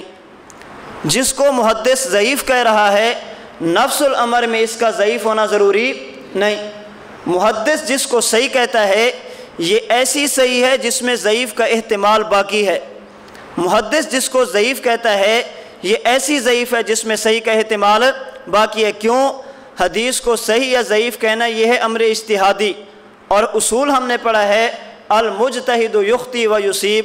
مجتہد کا مسئلہ ایسا ہوتا ہے جس میں خطا کا احتمال بھی ہوتا ہے اور ثواب کا احتمال بھی ہوتا ہے۔ اب محدث نے حدیث کو صحیح کہا، یہ ایسی صحیح ہے جس میں ضعیف کا احتمال باقی ہے۔ محدث نے کسی حدیث کو ضعیف کہا، یہ ایسی ضعیف ہے جس میں صحیح کا احتمال باقی ہے۔ اگلی بات، ہم نے محض احتمال کی وجہ سے صحیح کو چھوڑنا نہیں ہے، اور محض احتمال کی وجہ سے ضعیف پر عمل بھی نہیں کرنا۔ حدیث آپ کے سامنے آ جائے، حدیث صحیح ہو، آپ کہیں امام سیوطی فرماتے ہیں یہ ایسی صحیح ہے جس میں ضعف کا احتمال ہے، ممکن ہے ضعیف ہو اس لیے عمل نہیں کرتے، محض احتمال کی بنیاد پہ نہیں چھوڑنی۔ حدیث ضعیف آ گئی، آپ نے عمل کر لیا، کیوں؟ امام سیوطی فرماتے ہیں ایسی ضعیف ہے جس میں صحیح ہونے کا احتمال ہے، ممکن ہے صحیح ہو، محض احتمال کی بنیاد پہ صحیح کو چھوڑنا نہیں، محض احتمال کی بنیاد پہ ضعیف پر عمل نہیں کرنا۔ صحیح پر عمل کب، ضعیف پر عمل کب کریں گے اور صحیح کو کب چھوڑیں گے، یہ ہم دیکھیں گے خارجی قرائن سے۔ محدث نے حکم لگایا حدیث ضعیف ہے، ہم نے جب امت کو دیکھا، امت نے حدیث کے معنی پر اجماع کر لیا، محدث نے کہا حدیث ضعیف ہے، ہم نے امت کو دیکھا، امت نے اس پہ عمل شروع کر دیا۔ ہم نے محدث کو دیکھا، وہ کہتے ہیں حدیث ضعیف ہے، ہم نے اس کا اپنا عقیدہ دیکھا، حدیث کے مطابق ہے۔ ہم نے محدث کو دیکھا، وہ کہتے ہیں حدیث ضعیف ہے، ہم نے امت کو دیکھا، امت نے اس کو تواتر کا درجہ دیا۔ محدث ضعیف کا حکم لگے، مجتہد استدلال کرے، حدیث صحیح ہوتی ہے۔ محدث ضعف کا حکم لگے، امت اس پہ عمل کرے، حدیث صحیح ہوتی ہے۔ اور محدث اس کو ضعیف کہے، امت کا اس پر اجماع ہو جائے تو حدیث صحیح بن جاتی ہے۔ کیوں؟ یہ ایسی ضعیف تھی جس میں صحیح ہونے کا احتمال باقی تھا۔ امت کا اس پہ عمل کرنا اس بات کی دلیل ہے کہ محدث سے خطا ہوئی ہے، اصل میں یہ حدیث صحیح تھی لیکن محدث نے کیا کہہ دیا اسے۔ بات سمجھ آ گئی؟ تو صحیح ہونے میں ضعیف کا احتمال ہے اور ضعیف ہونے میں صحیح کا احتمال ہے۔ اب ہم کتب حدیث سے ضعیف کو کیوں نہیں نکالتے؟ اس کی وجہ یہ ہے جس کو ہم ضعیف سمجھ کے نکال رہے ہیں، ہو سکتا ہے نفس الامر میں یہی صحیح ہو۔ اللہ کے نبی کا فیصلہ تو نہیں ہے، محدث کا ہے نا، اس سے خطا کا احتمال باقی ہے۔ تو جس کو ہم ضعیف سمجھ کے نکال رہے ہیں، ہو سکتا ہے حقیقت میں یہ کیا ہو، یہی ضعیف ہو، اور جس کو ہم ضعیف صحیح سمجھ کے رکھ رہے ہیں، ہو سکتا ہے نفس الامر میں یہ کیا ہو، ضعیف ہو۔ اسی طرح یہ مسئلہ مفتہ بہا ہے، یہ غیر مفتہ بہا ہے، یہ امر منصوص ہے، یہ اجتہادی ہے، یہ بھی اجتہادی ہے۔ تو جس طرح ہم حدیث ضعیف کو نہیں نکالتے، کیوں؟ ہو سکتا ہے یہ صحیح ہو۔ اسی طرح غیر مفتہ بہا کو بھی نہیں نکالتے، کیوں؟ ہو سکتا ہے کہ حقیقت میں مفتہ بہا یہی ہو۔ اس لیے ہم کہتے ہیں غیر مفتہ بہا کا احترام عمل مفتہ بہا پر، ضعیف کا احترام اور عمل صحیح پر کریں گے۔ نہ ہم حدیث ضعیف کو نکالتے ہیں، نہ ہم غیر مفتہ بہا اقوال کو نکالتے ہیں۔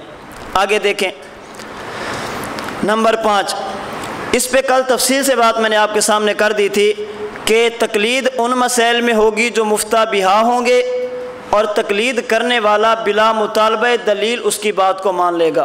تقلید کہتے ہیں با دلیل بات کو بلا مطالبہ دلیل ماننا۔ آگے دیکھیں، تقلید ایسے مجتہد کی ہوگی جس کا مذہب اصولاً و فروعاً مدون ہو کر تواتر کے ساتھ مقلد کے پاس پہنچا ہو۔ چھٹی بات ہے، تقلید ایسے مجتہد کی ہوگی جس کا مذہب اصولاً و فروعاً مدون بھی ہو چکا ہو، جس کا مذہب اصولاً و فروعاً مدون بھی ہو چکا ہو، ایک جگہ پہ اس کا مذہب لکھا ہوا بھی موجود ہو۔ اگر یہ بات آپ سمجھ لیں، غیر مقلد اشکال کرتے ہیں، ہم کہتے ہیں کہ تقلید کرنی چاہیے، اگر کرنی ہی ہے تو صدیق اکبر کی کر لو، کرنی ہے تو عمر بن خطاب کی کر لو، کرنی ہے تو صحابہ کی کر لو، بعد والوں کی کیوں کرتے ہو؟ ہم کہتے ہیں تقلید کے لیے ضروری ہے جس کی تقلید کرنی ہے اس کا مذہب ایک جگہ پہ لکھا ہوا بھی ہو، اس کا مذہب ایک جگہ پہ لکھا ہوا بھی ہو۔ امام اعظم ابو حنیفہ، حضرت امام شافعی، امام مالک، امام احمد بن حنبل، یہ 4 فقہا وہ ہیں جن کا مذہب اصولاً و فروعاً ایک جگہ پہ لکھا ہوا موجود ہے۔ صحابہ کی فقہ موجود تھی لیکن ایک جگہ پہ، بات سمجھی، صحابہ کی فقہ ایک جگہ پہ لکھی ہوئی نہیں ہے۔ امام صاحب رحمۃ اللہ علیہ کی فقہ کیا ہے؟ ایک جگہ پہ لکھی ہوئی ہے۔ اور ایک بات یہ بھی ذہن میں رکھنا، امام صاحب رحمۃ اللہ علیہ نے یہ فقہ خود نہیں بنائی، یہ وہ فقہ ہے جو صحابہ کی تھی اور مختلف جگہوں پہ بکھری ہوئی تھی۔ امام صاحب کی فقہ کون سی ہے صحابہ والی، لیکن صحابہ میں سے ایک مکہ میں، ایک مدینہ میں، ایک بصرہ میں، ایک یمن میں، ایک عراق میں، ایک کوفہ میں، مختلف شہروں میں پھیلے ہوئے تھے۔ ان کی فقہی مسائل چونکہ بکھرے ہوئے تھے، امام صاحب رحمۃ اللہ علیہ نے ان کو کیا کر دیا؟ ایک جگہ پہ جمع کر دیا۔ اور جمع کیسے کیا؟ امام موفق مکی رحمۃ اللہ علیہ نے مناقب میں نقل کیا، امام صاحب ایک مرتبہ سوئے ہوئے تھے، خواب کی حالت میں امام صاحب نے دیکھا میں اللہ کے نبی کی قبر پر گیا، حضور کی قبر کھلی ہوئی تھی، میں نے قبر کے اندر دیکھا پیغمبر کے وجود کی ہڈیاں بکھری ہوئی تھی، اللہ کے نبی کے وجود کی ہڈیاں کیا تھی؟ بکھری ہوئی تھی، کچھ کہاں ایسے وجود بکھرا ہوا تھا۔ میں پریشان ہوا، میں نے ان ہڈیوں کو جمع کیا اور جمع کر کے سینے سے لگا لیا، ادھر میری آنکھ کھل گئی۔ جب آنکھ کھلی تو امام صاحب پریشان ہو گئے۔ پریشان ہونے کی وجہ حدیث مبارک میں آتا ہے، ان اللہ حرم علی الارض ان تاکل اجساد الانبیاء، یہ دنیا والی قبر والی مٹی نبی کے جسم کو نہیں کھا سکتی۔ نبی کا جسم جیسے پہلے ہوتا ہے وفات کے بعد بھی ویسا ہوتا ہے، اس میں تبدیلی نہیں آتی۔ اور خواب کیا کہتا ہے کہ نبی کا وجود بکھرا ہوا، حدیث کہتے ہیں کہ جسم محفوظ، اور خواب کہتے ہیں کہ وجود بکھرا ہوا۔ امام صاحب پریشان ہو گئے۔ لوگ کہتے ہیں کہ امام صاحب کا عقیدہ حیات کا نہیں تھا، ہم کہتے ہیں حیات کا نہیں تھا تو پریشان ہونے کی کیا ضرورت ہے؟ اور اسی حدیث انشاءاللہ میں بات کروں گا، ان اللہ حرم علی الارض ان تاکل اجساد الانبیاء، اس سے جس طرح حفاظت اجساد انبیاء ثابت ہوتی ہے، اسی حدیث مبارک سے حیات انبیاء بھی ثابت ہوتی ہے۔ یہ فیصلہ ہمارا نہیں، یہ فیصلہ حضرت شیخ الہند مولانا محمود حسن دیوبندی کا ہے۔ اور ذریت مماتیت کے پاس اس حدیث کے علاوہ پیغمبر کے جسم کے محفوظ ہونے پہ کوئی دلیل بھی نہیں ہے۔ یہ دلیل پیش کرتے ہیں نبی کا جسم محفوظ ہے، ہم کہتے ہیں اگر جسم محفوظ مانو گے تو زندہ بھی مانو گے، زندہ نہیں مانتے تو جسم بھی باقی نہیں بچتا۔ بات سمجھی؟ خیر، امام صاحب پریشان ہوئے۔ جب خواب سے بیدار ہوئے، امام صاحب نے اپنے شاگرد سے فرمایا کہ جاؤ اور جا کر امام ابن سیرین سے اس خواب کی تعبیر پوچھ کے آؤ۔ میں آپ سے پوچھتا ہوں، امام اعظم ابو حنیفہ بڑے ہیں یا امام ابن سیرین؟ جی امام ابو حنیفہ، لیکن مسئلہ پیش آ گیا تو کس کی طرف بھیجا؟ کیوں؟ اس لیے کہ فن امام ابن سیرین کا ہے۔ بات سمجھیے، یہ ہمارے امام کا مزاج ہے، جس بندے کا فن ہو وہ چھوٹا بھی ہونا، رجوع پھر بھی اس کی طرف کرنا ہے۔ ہم کہتے ہیں آپ بڑے بڑے مدارس میں پڑھتے ہیں، آپ کے اساتذہ بہت بڑے ہیں، آپ بہت بڑے ہیں، علم میں آپ کے اساتذہ بھی ہم سے بڑے ہیں، آپ بھی بڑے ہیں، لیکن فتنوں کے خلاف کام کرنا یہ فن اس مرکز کا ہے، اس لیے ہم بار بار کہتے ہیں کہ اس مرکز کی طرف آپ رجوع فرمائیں۔ یہ کس کا ذوق ہے؟ یہ ہمارے امام کا ذوق ہے۔ امام صاحب نے بھیج دیا، فرمایا کہ بیٹا ایک بات کا خیال کرنا، ابن سیرین کو یہ نہیں بتانا کہ خواب دیکھی کس نے ہے، میرا نام نہیں بتانا، خواب کی تعبیر پوچھ کے ہو۔ امام صاحب کے شاگرد چلے گئے، امام ابن سیرین سے پوچھا کہ حضرت ایک بندے نے خواب دیکھی ہے، نبی کا وجود بکھرا ہوا، ہڈیاں جمع کی، سینے سے لگئی، تعبیر بتائیں۔ امام ابن سیرین فرمایا کہ خواب دیکھی کس نے؟ انہوں نے فرمایا کہ حضرت جس نے دیکھی ہے انہوں نے منع کیا ہے کہ میرا نام نہیں بتانا۔ فرمایا کہ جاؤ بیٹا، میرا بھی یہ فن ہے خوابوں کی تعبیر بتانا، تم نام بتاؤ یا نہ بتاؤ، یہ خواب اور اس کی تعبیر بتاتی ہے۔ اس وقت روئے زمین پہ ابو حنیفہ کے علاوہ یہ خواب دیکھ ہی کوئی نہیں سکتا۔ یہ میرا فن ہے نا، میرا فن بتاتا ہے کہ ابو حنیفہ کے علاوہ خواب کوئی دیکھ نہیں سکتا۔ انہوں نے فرمایا حضرت واقعی انہوں نے لکھ دیکھا ہے۔ فرمایا کہ جاؤ ابو حنیفہ کو جا کر خوشخبری دو، ابو حنیفہ تجھے مبارک ہو، نبی کا وہ دین جو پوری دنیا میں پھیل چکا ہے، نبی کے وجود کا بکھر جانا یہ دلیل ہے نبی کے دین کے بکھر جانے سے۔ نبی کا وجود بکھر جانا تعبیر کیا ہے؟ نبی کا دین بکھر جانے سے۔ کیوں؟ میری اور آپ کی نماز کا نام دین ہے، میرے اور آپ کے روزے کا نام دین ہے، میری اور آپ کی عبادات کا نام دین ہے، اور پیغمبر کے وجود کا نام دین ہے۔ بات سمجھے؟ پیغمبر کے وجود کا نام دین ہے۔ تو نبی کے وجود کا بکھر جانا اس کی تعبیر کیا ہے؟ نبی کے دین کے بکھر جانے سے۔ ابو حنیفہ تیرا ان کو ایک جگہ پہ جمع کرنا یہ تعبیر ہے نبی کے دین کو ایک جگہ پہ جمع کرنے سے۔ اس کا مطلب یہ ہے نبی کے صحابہ جو فقہ لے کر، جو دین لے کر پوری دنیا میں پھیل گئے ہیں، ابو حنیفہ اللہ آپ سے کام لے گا، آپ اس دین کو ایک جگہ پہ لکھ کر امت کے حوالے کریں گے۔ پھر امام صاحب نے دین لکھا، اور کیسے لکھا؟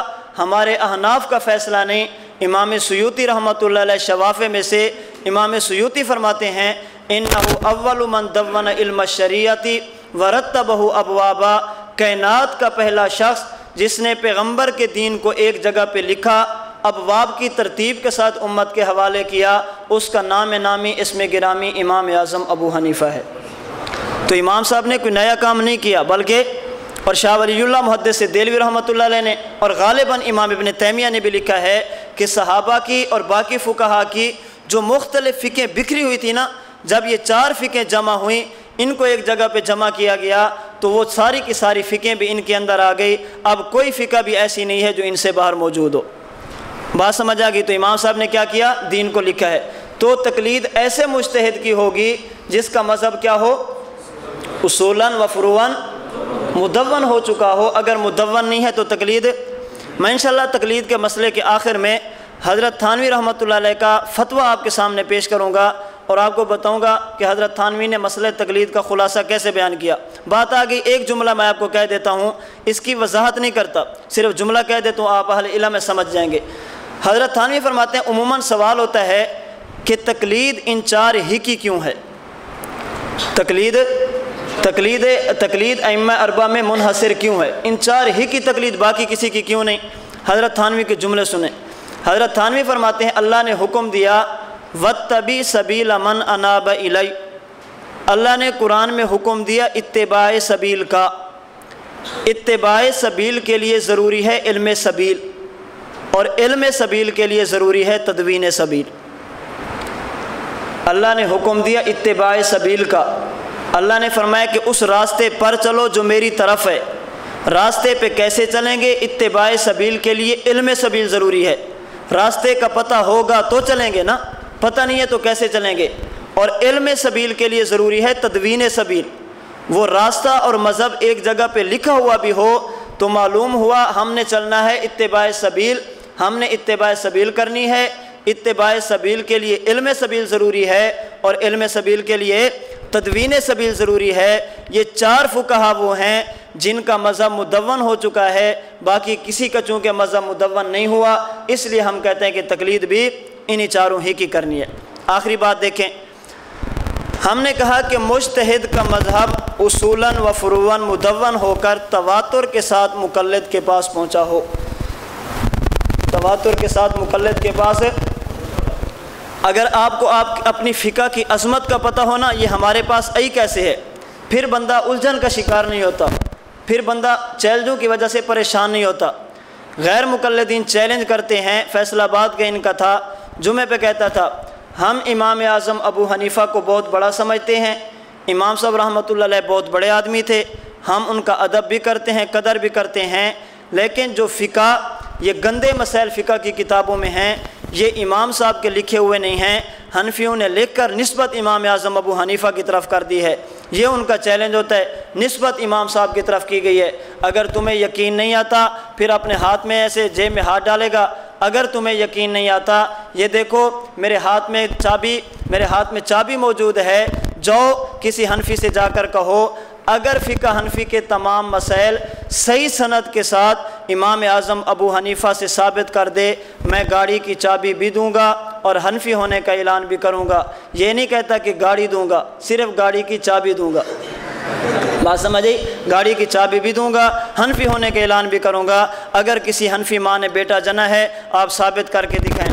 ہم کہتے ہیں اگر یہ بات ہے کل کو کوئی عیسائی اٹھ کے آپ کے پاس آ جائے میں مسلمان ہونے کے لیے تیار ہوں، شرط یہ ہے قرآن کریم کی ایک ایک آیت آپ صحیح سند کے ساتھ اللہ کے نبی سے ثابت کر دیں۔ آپ کون سی سند پیش کریں گے؟ کہتے ہیں مولانا معلوم ہوتا ہے آپ نے اصول نہیں پڑھے، اصول پڑھے ہوتے تو اشکال نہ کرتے۔ اصول یہ ہے جو چیز امت کے پاس تواتر کے ساتھ ہے اس میں سند کی ضرورت نہیں ہوتی۔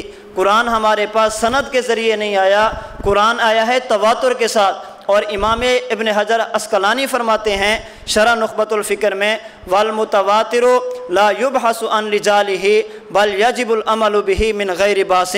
اگر کسی چیز کو تواتر کا درجہ حاصل ہو جائے پھر اس کی سند پہ بحث نہیں ہوتی، بغیر سند پر بحث کیے اس پہ عمل کرنا ضروری ہوتا ہے۔ یہ اشکال عیسائیوں کو اس لیے پیدا ہوا، ان کو تواتر کی اہمیت کا پتہ نہیں ہے۔ قرآن سند کا محتاج نہیں، قرآن تواتر کے ساتھ پہنچا۔ ہم کہتے ہیں غیر مقلدو جس تواتر کے ساتھ آج ہمارے پاس قرآن پہنچا ہے اسی تواتر کے ساتھ ہمارے پاس فقہ پہنچی ہے۔ قرآن تواتر سے پہنچے اس کی بھی سند کی ضرورت نہیں، فقہ تواتر کے ساتھ پہنچے اس کی بھی سند کی ضرورت نہیں ہے۔ بات سمجھی؟ تو ہم نے کہا تقلید ایسے مجتہد کی ہوگی جس کا مذہب مقلد کے پاس کیسے پہنچا ہو؟ تواتر کے ساتھ پہنچا ہو، اور تواتر میں سند کی ضرورت نہیں ہوتی۔ اگر یہ اصول آپ سمجھ لیں، عوام کو سمجھا لیں، پھر آپ کی حدیثوں پہ جتنے اشکال ہوتے ہیں وہ سارے کے سارے ختم ہو جاتے ہیں۔ اور تواتر ہے کیا؟ خاتم المحدثین حضرت علامہ انور شاہ کاشمیری رحمۃ اللہ علیہ فرماتے ہیں تواتر کی صرف ایک قسم نہیں ہے، تواتر کی 4 قسمیں ہیں۔ کون فرماتے ہیں؟ حضرت علامہ انور شاہ کاشمیری۔ تواتر کی کتنی قسمیں؟ 4 قسمیں۔ نمبر 1 تواتر اسنادی، نمبر 2 تواتر طبقاتی، نمبر 3 تواتر توارث یا تعامل، اور نمبر 4 تواتر قدر مشترک۔ کتنی قسمیں تواتر کی؟ 4 قسمیں۔ نمبر 1 تواتر اسنادی، نمبر 2 تواتر طبقاتی، نمبر 3 تواتر توارث یا تعامل، اور نمبر 4 تواتر قدر مشترک۔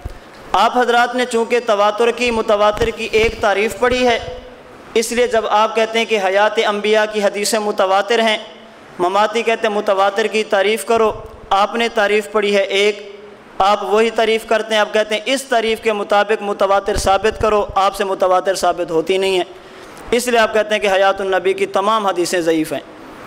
آپ پریشان ہو جاتے ہیں، ہم پریشان نہیں ہوتے، کیوں؟ ہمیں تواتر کی ساری قسموں کا بھی پتہ ہے اور متواتر کا حکم کا بھی پتہ ہے، اس لیے اگر کوئی مماتی ہماری حدیثوں کو ضعیف کہہ دینا ہم پریشان نہیں ہوتے، بلکہ اس کی عقل پہ ہمیں ہنسی آتی ہے، یہ کیسا بے وقوف ہے جس کو اصولوں کا بھی نہیں پتہ۔ تو تواتر اسنادی آپ نے پڑھا، کسے کہتے ہیں؟ تواتر اسنادی کا مطلب کسی مسئلے کو، کسی حدیث کو ایسے افراد نقل کریں جن کی تعداد اتنی زیادہ ہو جن کا جھوٹ پہ جمع ہونا عقلاً ناممکن اور محال ہو، یہ ہے تواتر اسنادی۔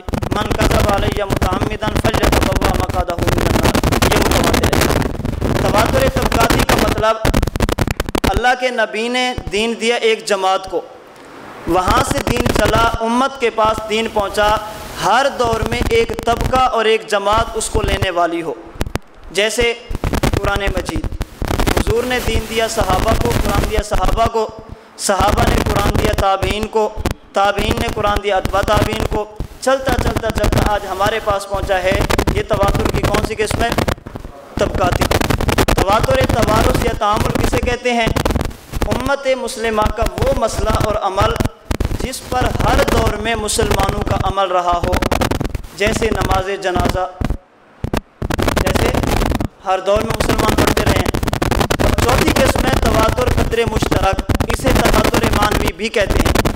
اس کا معنی یہ ہے کہ چند افراد ایسے جو مختلف الفاظ کے ساتھ ایک بات کو نقل کریں، چند ایسے مختلف خبریں جس کو مختلف افراد مختلف الفاظ کے ساتھ نقل کریں، جب ان تمام افراد کی خبروں کو جمع کیا جائے تو ان کا معنی اور مفہوم ایک نکلتا ہو، اسے کہتے ہیں تواتر قدر مشترک۔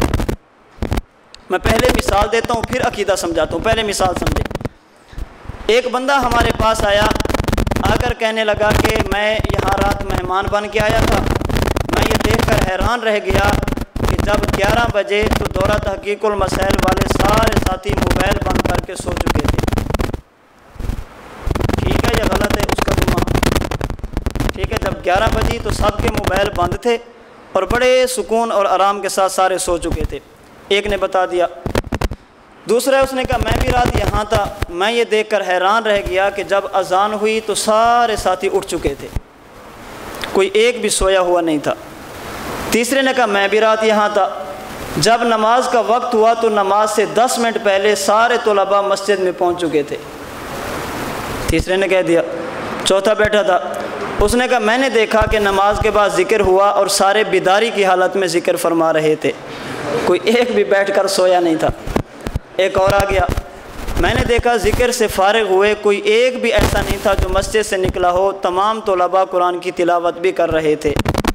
چھٹا آ گیا، میں نے دیکھا کہ سبق کا وقت تھا 7:30 بجے، استاد ابھی تک کلاس میں نہیں پہنچا تھا، یہ 10 منٹ پہلے کلاس میں پہنچ چکے تھے۔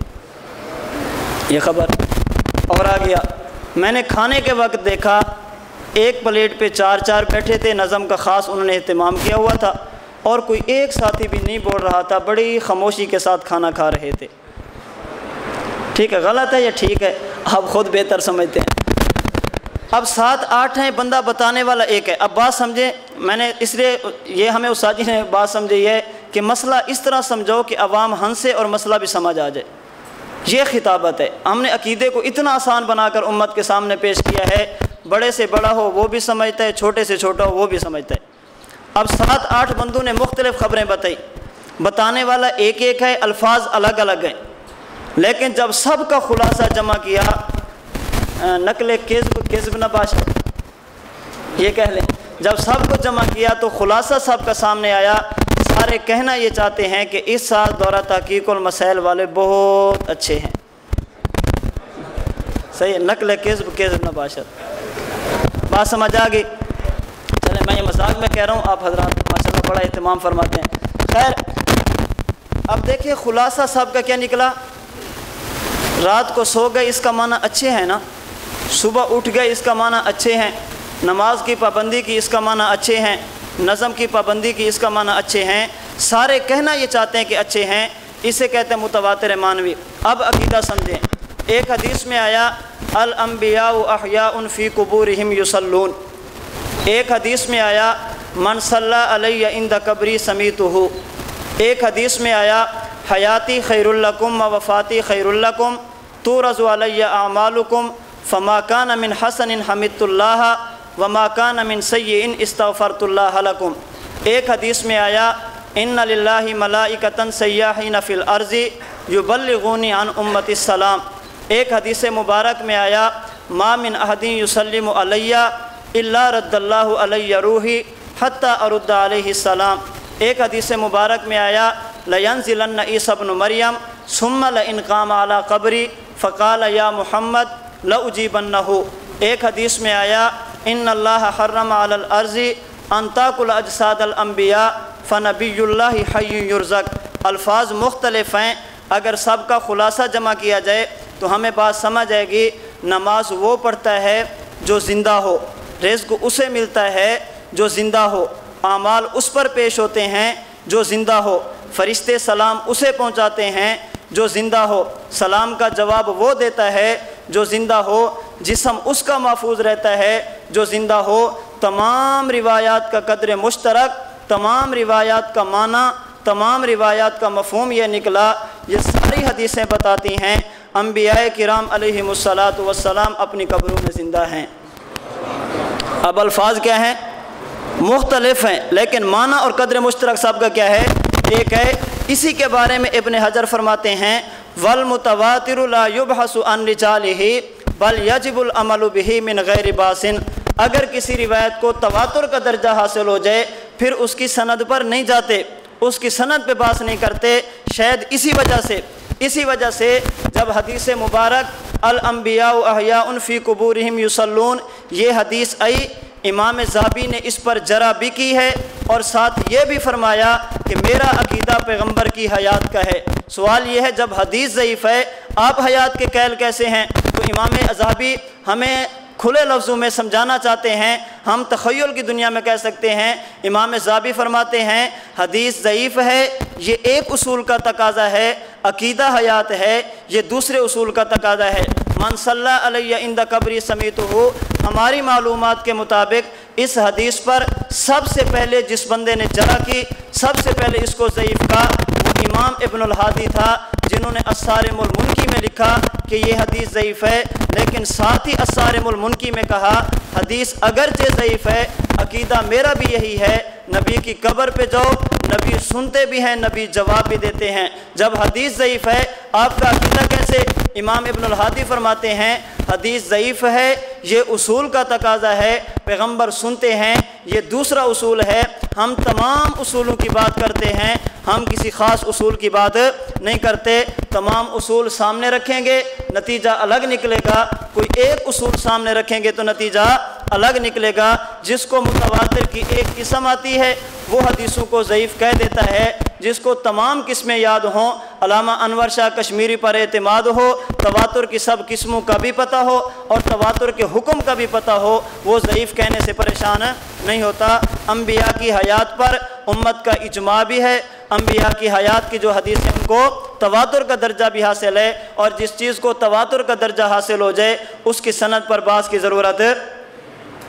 کچھ بات سمجھ آئی ہے یا اوپر سے گزر گئی ہے؟ چلیں، جو آ گئی ہے تو بہت اچھا، آ گئی ہے تو اچھا، نہیں ہے تو بہت اچھا، ٹھیک ہے۔ حضرت تھانوی رحمۃ اللہ علیہ کا ایک مرتبہ بیان تھا، حضرت تھانوی نے بیان کیا، ایک بندے نے کہا حضرت آپ نے ایسا بیان کیا جو عوام کو سمجھ نہیں آیا۔ فرمایا سمجھ آ گیا تو اچھا، نہیں آیا تو بہت اچھا۔ انہوں نے کہا حضرت مجھے تو آپ کا یہ جملہ بھی سمجھ نہیں آیا۔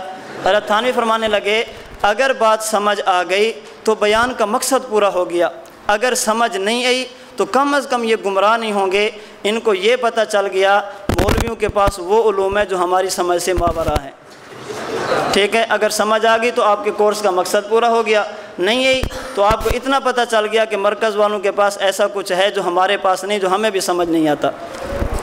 بات سمجھ آ گئی تو تقلید کا معنی آپ کے ذہن میں آ گیا۔ باقی دلائل ہیں، انشاءاللہ ایک دو دلیلیں ہم چھیڑیں گے، اگر بات کریں تو خدا کی قسم ایک ایک دلیل پہ ایک ایک گھنٹہ۔